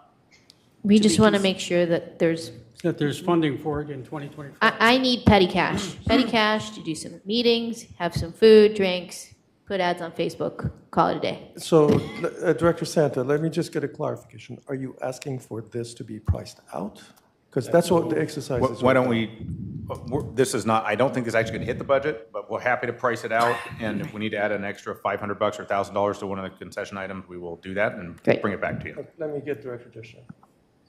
I think that my comments are simple. We have a refreshment budget. We spend it on different things every Yeah, single year, yeah. and that's at the discretion of our CEO. So I'm happy to Yes. Great. leave it in the refreshment budget, and when they Awesome. need it, they can ask for it. Thank you. But we do need unanimous consent to. Yes, pull line is there, item D. yeah. Is there any objection to what Director Pulling just line said? item B? And removing line item D. Correct. Is there any objection to that? No Okay. objection. No objection. No objection. Thank you. So moved. Um, And I think we're. Separately, just please note, I have tried to delete the offensive messages. According to Zoom, they have been deleted unless someone has an old version of Zoom, and then they may still see them. Thank you. Thank you. Thank you. Thanks, Margaret. So You're the only one on. do we need to do a motion on pricing this? Which number? On your number No, is we're 60. good. No, we're Because done it's that going to be way. included. Yeah. Okay, To refreshment. thank you. We're good. Back to you, Ed. Well, I think that That covered the covers list, everything. basically, the way Thank we you. did that last one. Fantastic, everybody. Thank you, Director Farrell, and thank you, Director Jeshak, for that suggestion to move into fiscal. This is great. Thank you. All right. Move to convene into executive session. Mr. President, can I move to extend the meeting to 11 o'clock? Thank you. Please, go ahead. Please, go ahead. Second. Seconded. All those in favor of the motion to extend time to 11, say aye. Thank you, Margaret. So moved. It's collect. I'm sorry. You gotta Director ask all Santa, those. those No, against? no. Okay, 8-1. Thank you. Thank you, sorry. You said no. No, she's, I think 7-2. she said a. yes. She said I yes. think she said yes. Oh, but just okay. Reluctantly, though. Now, Yes, reluctantly, yes. Yes, that's move right. to convene into executive session to consult with legal counsel and to discuss contractual and personnel matters. Second. All those in favor, say aye. Aye. All right, that's Aye. unanimous. Let's move into executive session.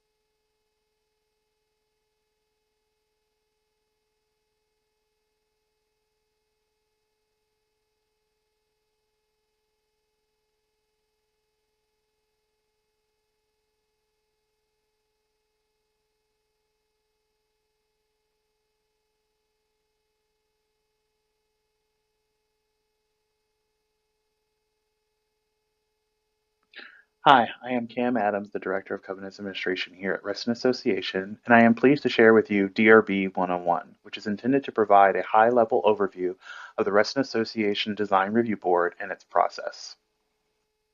Reston Association has had a design review board in several ways since inception. The Design Review Board is an independent agency, which in layman's terms means the DRB operates separately from the Reston Association and is not directly under the control of the Reston Association Board of Directors. We will get into some examples of that later in the presentation. The DRB has a specific mandate to interpret, administer, and render decisions on applications for properties which are subject to the Reston Deed. All powers vested within the DRB are granted by the Reston Association amended deed. In the RA deed, the objectives for design covenants are twofold. One, to promote those qualities in the environment which bring value to the property, and two, to foster the attractiveness and functional utility of the community as a place to live, including harmonious relationship amongst structures, vegetation, and topography. While the Design Review Board is responsible for rendering decisions on applications, they are not able to act as an enforcer. Reston Association is ultimately responsible for the enforcement of the decisions made by the Design Review Board. One unique aspect the deed stipulates is that RA is required to provide adequate funding and staff support for DRB operations. RA does so through the Covenants Administration Department. We have 20 full-time employees which help support either directly or indirectly the DRB and the protective covenants of the association. To be a member of the Design Review Board, you must be a Class A member, meaning you must own property within Reston Association. There are a total of 9 positions on the DRB, with each member generally serving a 3-year term. Each DRB member submits a volunteer application, is interviewed, and is ultimately appointed by the RA Board of Directors. In addition to being a Class A member, there are certain criteria that must be met to serve on the DRB. 6 of the 9 positions must be design professionals, meaning they must be a licensed architect, licensed landscape architect, or a land use planner, and have a higher education degree in one of those fields. 3 of the 9 positions need not be a design professional, as previously described, but volunteers can have any type of background. The DRB are unpaid volunteers. There is no compensation nor reimbursement for their licenses or continuing education. The current makeup of the DRB is as follows. We have 4 active architects, 1 planner, 1 landscape architect holding the design professional positions, and for lay members, we have a legal manager, a retired architect, and a civil engineer. We thank them for their continued service to Reston Association.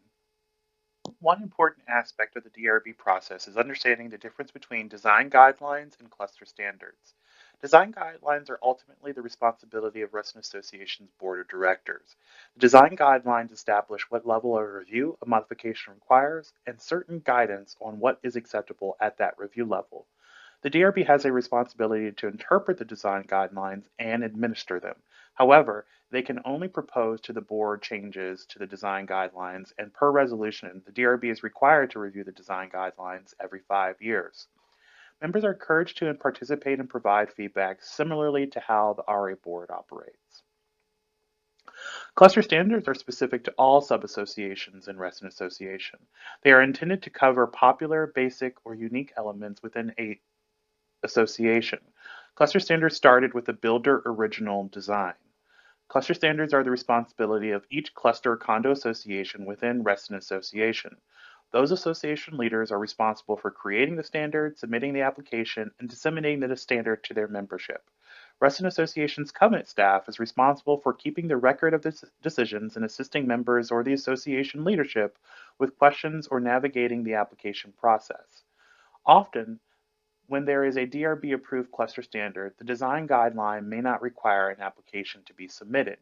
So clusters are always encouraged to submit or update cluster standards to assist their membership in potentially not being required to submit an application. It is important to note the presence of a cluster standard does not always equate to no application being required. Members must consult both the cluster standard and the applicable design guideline to confirm. An example of this would be for fences. If a cluster has a standard fence design that is approved by the DRB, members must still submit an application to replace fences. This is for many reasons, which include ensuring members are installing the fence within the boundaries of their own lot. As mentioned in a prior slide, Reston Association's design guidelines establish what level of review and modification requires, and certain guidelines on what is acceptable at that review level. There are not many prescribed do's and don'ts or prohibitions outlined in the design guidelines. They are in fact just that, guidelines. Instead, what the design guidelines do is establish if you do X, there is no application necessary. If you do Y, there is a staff or consultation review. Or if you do anything beyond Z, it requires a panel or full DRB review. As depicted on the screen, you can see there are technically 5 levels of review which the design guidelines support. They are as follows. The lowest level is no application. In this level, the modification does not require application to be submitted. Depending on the design guideline, the applicant may be required to notify the covenants advisor so they may notate the file with the modification. An example of this would be a roof replacement or a color change which conforms to the cluster standard. The next review level is staff review. The application meets the criteria specified in the applicable design guideline, which allows staff to review and provide decisions to the applicants. This is generally the fastest review level, which requires an application which can be completed in less than 5 business days. The next level above is consultation. In this level, staff drafts the suggested decision and submits the application to the assigned DRB member via email or a meeting, and the DRB member either approves with changes, disapproves, or makes a deferral. It is important to note that generally staff does not put decisions which may be disapprovals on this type of review level, as it only delays members going through the process. The next level above is panel. Staff drafts the suggested decision, and a panel of 3 DRB members, 2 design professionals, and 1 layperson review the applications on a weekly basis. Generally, these meetings are on the first, second, and fourth Tuesday of every month at 5:30. Majority of applications processed through RA are reviewed at the panel review level. And the top or highest level of review is the full design review board. At the full DRB, staff does not suggest draft decisions. This review level is generally for much larger or more complex applications, or as dictated by the design guideline or a resolution, such as redevelopment projects. This is also the final resting place for appeals of previous level decisions. Before determining review levels in meetings, the Covenant staff has to process the application. Once an application is received to the Covenant's advisor, the advisor checks if the application is completed and signs the application up to a preliminary sign-up document for the anticipated review level. If the application is complete and not missing any information, the next staff member, the design review meeting administrator, reviews and schedules the application for the next available meeting. When checking for completion of an application, the Covenant's team checks the following: the signatures that are required for every application. Every application requires signatures or certified mail notification to 3 properties, or in the case of a cluster, 2 properties and the cluster officer. Photographs, plats, renderings, materials, scope of work, any registered affected parties. The rest and amended deed establishes signature requirement and cannot be revoked without a change to the deed. This requirement is often commented on as problematic by members for many reasons. Covenant staff does check the signatures to ensure signatory of the application is the property owner. Tenants may not sign the applications. Applications with a registered affected party may not be reviewed at the staff or consultation review levels. They must be scheduled to either a panel or a full design review board meeting. Once the application has been confirmed, the applicant and any affected parties receive notice of the meeting date, time, and Zoom credentials, since all DRB meetings are currently held virtually. The DRB receives a copy of each completed application, journal notes for each application being reviewed to include history, circumstance, prior applicable approvals, etc., and a staff suggested decision for consultation and panel meetings. It is important to note the DRB's evaluation of applications could be concurrent but is separate from any review and evaluation from any other governmental entity, meaning unless unique circumstances exist or required by the DRB in their decision, approval or permits from Fairfax County Architectural Review Board or any other governmental entity is not required to be considered by or submitted to the Design Review Board. However, all of the decisions rendered by resident associations DRB include a stipulation making members aware of potential for them to seek approval from other agencies. One of the more fascinating facts is that the DRB has an average of approximately 95 meetings per year, which includes consultations, panel, and full board meetings. If there is a need for a work session or other type of meeting, this is not included in that total. Applications are scheduled to meetings on a rolling basis. Though there is standing meeting every Tuesday, submitting the application on a Wednesday afternoon does not equate to making the meeting on Tuesday in the following week. Most consultation or panel meetings have approximately 15 to 25 applications per week, which is solely dependent on the complexity of the request. For example, a complex home addition or multiple registered affected parties can consume almost 1 hour of time. So the DRB does try to limit the number of applications scheduled so the meetings do not go until midnight. Meetings of the full DRB generally will be limited to no more than 5 applications, for the same reasons as noted previously.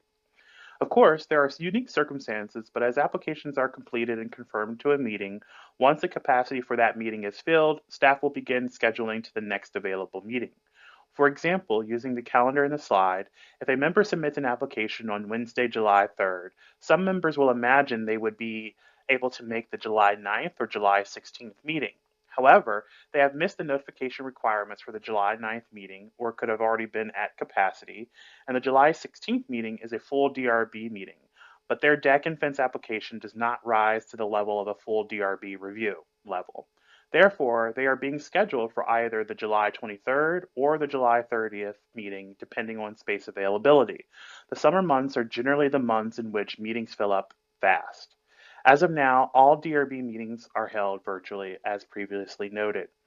Based on the resolution, decisions of the DRB at panel and full DRB are not final until a week after the meeting, when the formal decision letter is sent to the applicant and any registered affected parties. Most DRB applications receive favorable decisions well within the 60-day time frame in which the deed provides the DRB to render a decision on a completed application. Once a decision is rendered and provided to the applicant or affected party, if applicable, there is an opportunity for either party to submit an appeal. Appeals must be made within 7 business days from the date of a decision letter. The emphasis is on the date from the decision letter, not the date of the decision was made. Applications reviewed at panel or full DRB can be appealed by either the applicant or the registered affected party. So here's a breakdown of appeals per review level. For staff decisions, the applicant must submit a written request but does not need to provide a reason. Once received, the request will be scheduled to the next available panel meeting. For consultation decisions, the applicant must submit a written request but does not need to provide misapplied guideline or new information to submit an appeal. Once received, the appeal request will be scheduled to the next available panel meeting.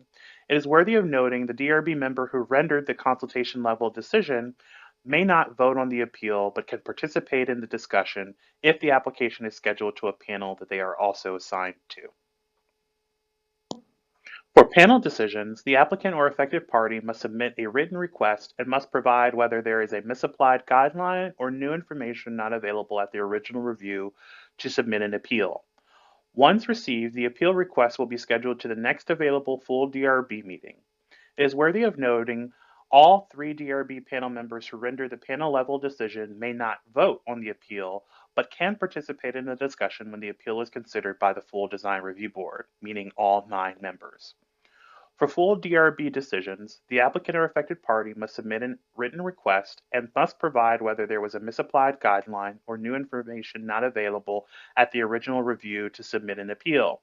Once received, the appeal request will be scheduled to the next available full DRB meeting. It is worthy of noting in decisions all DRB members are eligible to vote on whether or not to accept an appeal or not. If at any level an appeal is accepted, an application is reviewed de novo, as if it were never reviewed before. If an appeal is denied, the original or previous decision stands. It is important to note there is no opportunity for members or affected parties to appeal to the RA Board of Directors. Once an application for appeal underwent the entire due process, the final decision of the DRB rests. There is one exception in cases of a tie vote on an appeal heard by the full design review board only. The appellant may further appeal to the RA Board of Directors within 7 business days of the decision letter. Unlike many other associations across the country, Reston Association has a unique process in which Class A members who are materially impacted can register in advance of the review of the application and request what we call affected party status. The process of registering and criteria for an affected party is described in Resolution 10.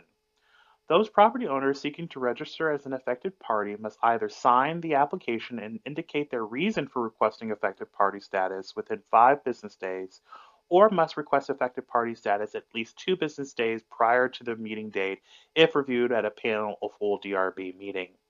As previously mentioned, if there is a registered affected party, the application is not eligible for staff or consultation review and must go to a panel or full DRB meeting.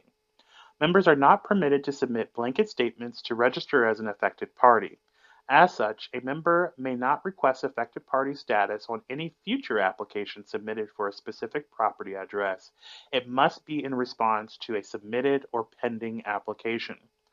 Once an affected party status is approved by the Design Review Board using specific criteria, the affected party has the right to be heard, will be notified of decisions, submitted appeals, or subsequent reviews of the application, and may appeal decisions made by the Design Review Board, as outlined in the earlier portion of this presentation. In 2023, to provide more flexibility, interested party status was created for property owners or members who are not able to register as an affected party or tenants who cannot be affected parties. Similarly, benefits are available to those who request interested party status, with the exception of appealing decisions made by the Design Review Board. That ability is solely for registered affected parties. As mentioned in the previous slide, the Design Review Board has criteria to review eligibility for requests for affected party status. However, the only group the DRB cannot deny affected party status to is the Resident Association Board of Directors. At the December 17, 2020 RA Board of Directors meeting, the board unanimously approved a motion to direct staff to register as an affected party on all applications reviewed at panel or full board. This stemmed from concerns related to ensuring the Design Review Board was making decisions which not only aligned with the design guidelines, but also the DRB-approved cluster standards. As such, the Director of Covenants Administration represents the Resident Association Board of Directors when submitting an affected party statement. The status is very seldom ever used, but when it is due to one of the following reasons. 1. A request of the RA Board of Directors through the CEO. 2. At the discretion of the Covenants Director in cases where there is a clear grounds of misapplied guideline or cluster standard, or new information not available at the time of the original review of the application. Or 3. In consultation with general or special counsel and/or the CEO. Since 2020, the Covenants Director has appealed 3 decisions made by the Design Review Board using the affected party status. All the appeals were accepted, and the applications were reviewed de novo. The DRB is important to the RA community. While one of the more well-known pain points of resident association members is going through the Design Review Board process, submitting applications, and waiting for an answer, over the course of the last 3 or 4 years, we believe that the narrative is changing, that the DRB process is not as painful as it used to be, and we continue to evaluate, with the support of the Design Review Board, how to improve members' experience as they navigate the application process. One selling point to the DRB process is that there is a reason the deed requires 6 of the 9 DRB members to be a licensed architect, landscape architect, or planner. And putting it simply, members receive free professional advice and recommendations on their applications because of these requirements. Covenant staff often hears from members that they perceive the DRB process as a benefit as opposed to a detriment, or a group that not always says no. In fact, in 2023, the DRB's record reflects 93% of applications submitted were approved. Since members of the DRB are RA owners, they want to protect the resident community. Not only do they review projects on individual property, but they also review projects of large scale, such as redevelopment, like in the Preston Town Center North or Tall Oaks Village Center, and applications for all non-residential properties which are on the RA covenanted property. Beyond that, the DRB often works closely to assist members in various ways, including but not limited to serving on their own cluster condominium associations boards, or even on the Fairfax County Architectural Review Board, providing support to association members independently with best practices in their respective fields, such as providing appropriate vegetation replacements, or meeting with condo or cluster association leaders and assisting them in identifying products available on the market or with their design standards. Thank you so much for giving our team an opportunity to shed some light on the Design Review Board process. This slide provides references to the resources such as the governing documents and resolutions applicable to the process and procedures for the Design Review Board. Additionally, the last bullet provides a direct link where DRB meeting packages and minutes are housed on the RA website. If you have any questions, feel free to call or email cov@reston.org or 703-435-6530.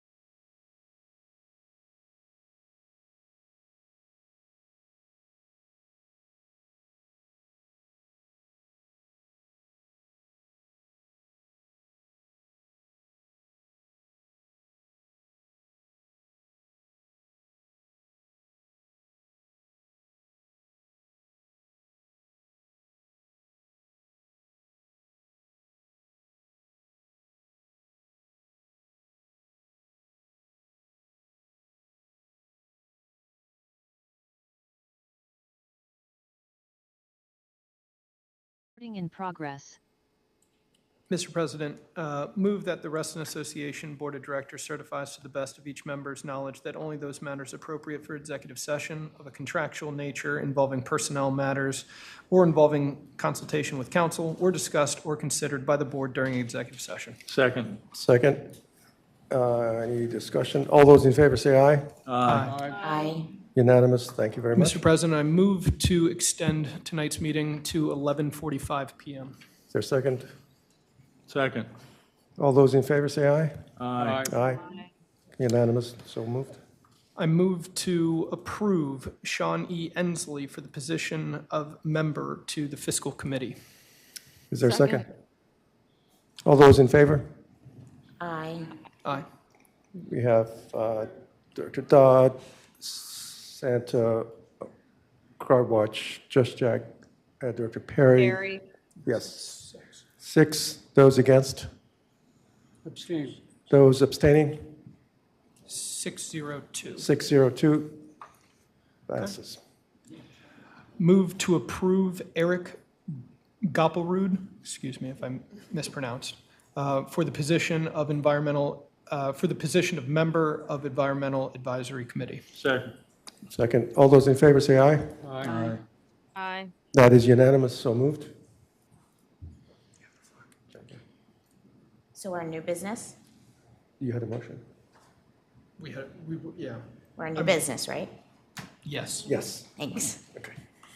Okay, I motion to direct the CEO to pass on the comments denoted in the member budget suggestions to the appropriate party and take additional feedback from the board for the next 48 hours on additional. Second. All those in favor? Aye. Aye. Sorry, Can you I elaborate can explain on it, that? yep, absolutely. Yeah, So in the member budget count, in the budget, in that spreadsheet, the master spreadsheet, there's comments column, and there's a bunch of comments in there that says, pass this to Walter Alcorn, pass this to IPAR, pass this to LARCA, pass this suggestion, because they weren't necessarily related to RA. And so I'm requesting that all of you add to that list and that staff pass those comments on to those parties so that they can gain the feedback that our members have given. Okay. Again, all those in favor say aye. Aye. Okay, yes, unanimous. So moved. Okay, now we're on the agenda. Okay. Mr. President. Wait, Director Farrell. Aye. Just one thing. Please. On the 7:25 agenda, we need to remove the reserve study and push it to the end of August meeting. The vendor's just I not was about to prepared. do that. Well, just as a reminder I'm sorry, as well, he stole your thunder. just to help everyone out, we added the pool's maintenance update Yeah. to the agenda. We have to add the CFO update. It wasn't added to the agenda, so that needs to be added. Tony's resolution, owner-tenant resolution. And then just as something that's hanging out there, Director Juszczyk had recommended an IT update in the future. We had been thinking about doing a video for that date, but we now have all sorts of other items, so just wanted to put it out there. Okay. Thank you. Yes, we need to put, we've got, I believe, 2 more volunteer. One. Well, One came in? One withdrew. 2. There will be 2. This agenda's a mess. Yep. Okay, Mr. Chairman, somebody can track me here and see if I get this right. Mr. President, I beg your pardon. I move to adopt the agenda for the July 25th, 2024 Board of Directors meeting as published in our notebooks or published in the board package with the following changes. We're going to take off approval of the board minutes of June 27th, since we did that tonight. We need to move the members' rights resolution into an action item because I know there's not unanimous consent on that, but I think that can go over to August if that's all right with everybody? Yep. Okay, so I'm going to just take it off, but when it comes back, can we make sure it's on an action item since there needs to be discussion, not a consent item? I'm confused about, so that comes off. I'm confused about the 2024 fee schedule update. Is that just a report or is that an action item for us? It's tied to the resolution. There were some fees stemming from a BGC conversation long ago about cost of like copies and things to members. Oh, so it's tied to the, so that Yeah, can come off also? that's correct. Okay, so that will come off. On the consent agenda, the only thing we'll have is the legal committee recommendations, okay? Minutes from this meeting, No, the minutes, this is, the meeting we're in right now. Today. The July Okay. 11th meeting. so then we'll have the minutes of tonight's meeting, assuming they're ready. Okay, so minutes on the consent calendar. Okay, then going to the next section, we'll have the CEO update. I'm going to strike the new member overview, new website overview, and push that on to, give me a date there, Mr. Lusk. Kara. Oh, sorry, Kara, forgive me. Well, what's the, Well, we were looking at a early September launch for the website, so if you wanted a touch point for any feedback. August. She needs it August 29 meeting. it's got to go to August then. August. Yeah. First meeting in August. There's only one meeting in August, the 29th. And we tell her at the end of August. Understood, it's going to slip. I mean, This- we I mean, don't, I this is a mean, pretty- we've got too many other things to try and get done at the next board meeting. I mean, I think we could walk down the grocery aisle and ask people, like, where does the website fall in your priorities? And I think we would find out real quickly from our community that it would be much higher than some of the budget That's fine. suggestions. Director Perry, you have your hand up? Oh, So, okay. Margaret? We'll leave it. Yeah, I was just gonna say, I know when I was first put on the board, we actually held a meeting where we got to see a demo of what at that time was proposed. So, is that more in line with what would be beneficial versus doing it in a general board meeting?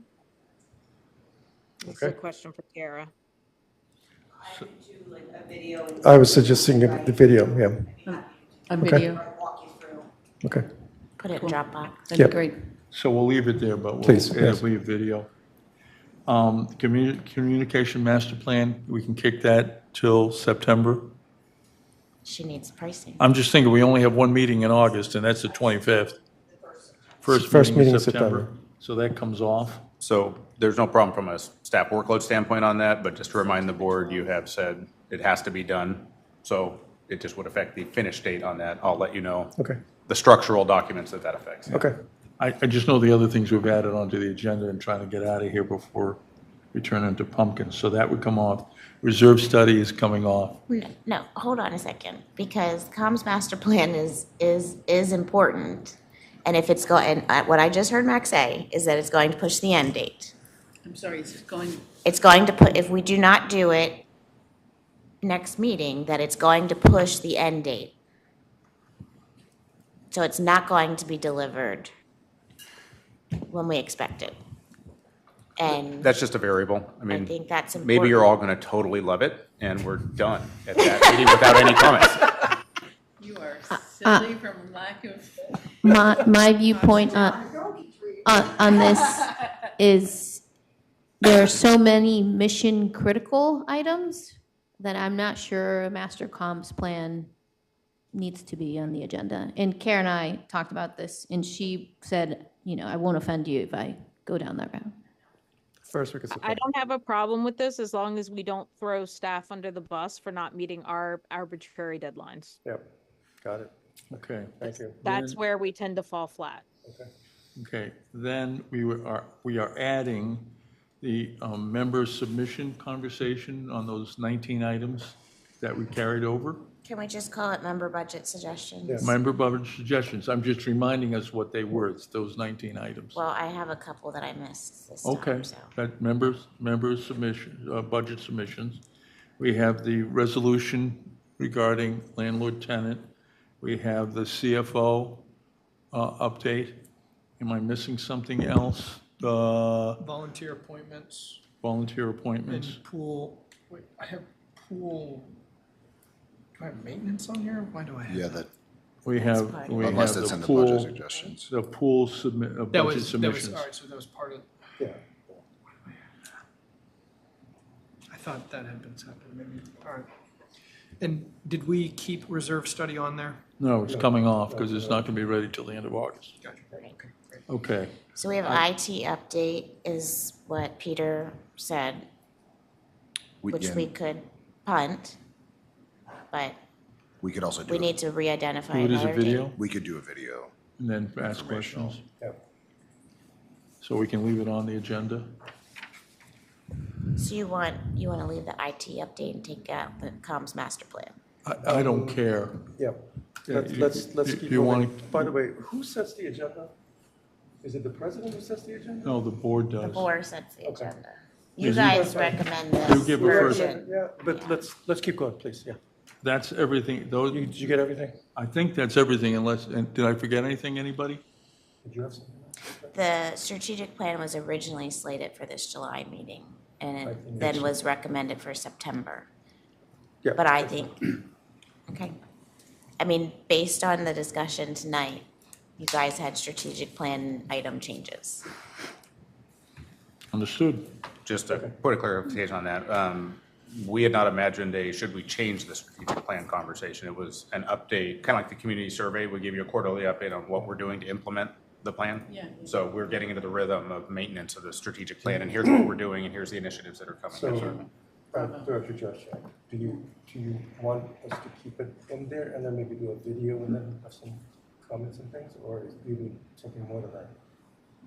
Strategic plan. I just want to remind my fellow board members that communications has said that the videos do take time. So the more videos that you put on their plate, the harder and harder it becomes. Not that it's, Ones like these are not. We have a standing motion on that. Ones like these presentations. I understand that, and I would have changed that motion, except for that I broke my hip and wasn't at the next meeting to do that. Yeah, let me hear from Carol, did you? I was just saying, to Margaret's point, when she and I had a discussion about videos, we were talking of the ones that Sean produces in studio and that kind of thing.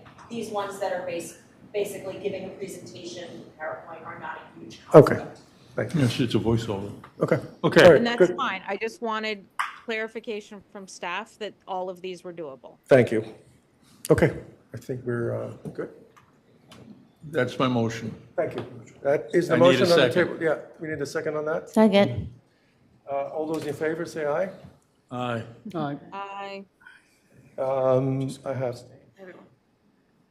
I have Director Dodd, Flashman, Farrell, Santa. I'm just gonna abstain. Jennifer, you Okay, voting? myself. I couldn't follow. Guys, I have gone over this via email. I have gone over this 5 times tonight. You have to call every sign. You have to say yes votes, no votes, abstain votes. He's trying to I'm get going the through yes the votes yes right votes now. He's Oh, just trying to ask, he's counting the yes votes. There are 1, 2, Right, 3, we're counting 4, the yes 5 5 yes votes. Give me a little slack here. It's 11:45, and you criticize every single hey, thing can we- that I do, so Mr. President, I'm can you counting call the them? aye votes. Great. Director Call them Dodd, no. Director Perfect, let's do Flashman, that. Director Farrell, Director Director Santa. I Santa, voted yay. Director Perry, myself, that's 1, 2, 3, 4, 6 votes. Those against? Director Justek abstaining. So we have 6, 611. 1, 1. Thank you, the motion passes. Mr. President, there is no further business before the body. At this point, at 11:43, 2 minutes before our 11:45 deadline, the meeting is adjourned. Have a good night.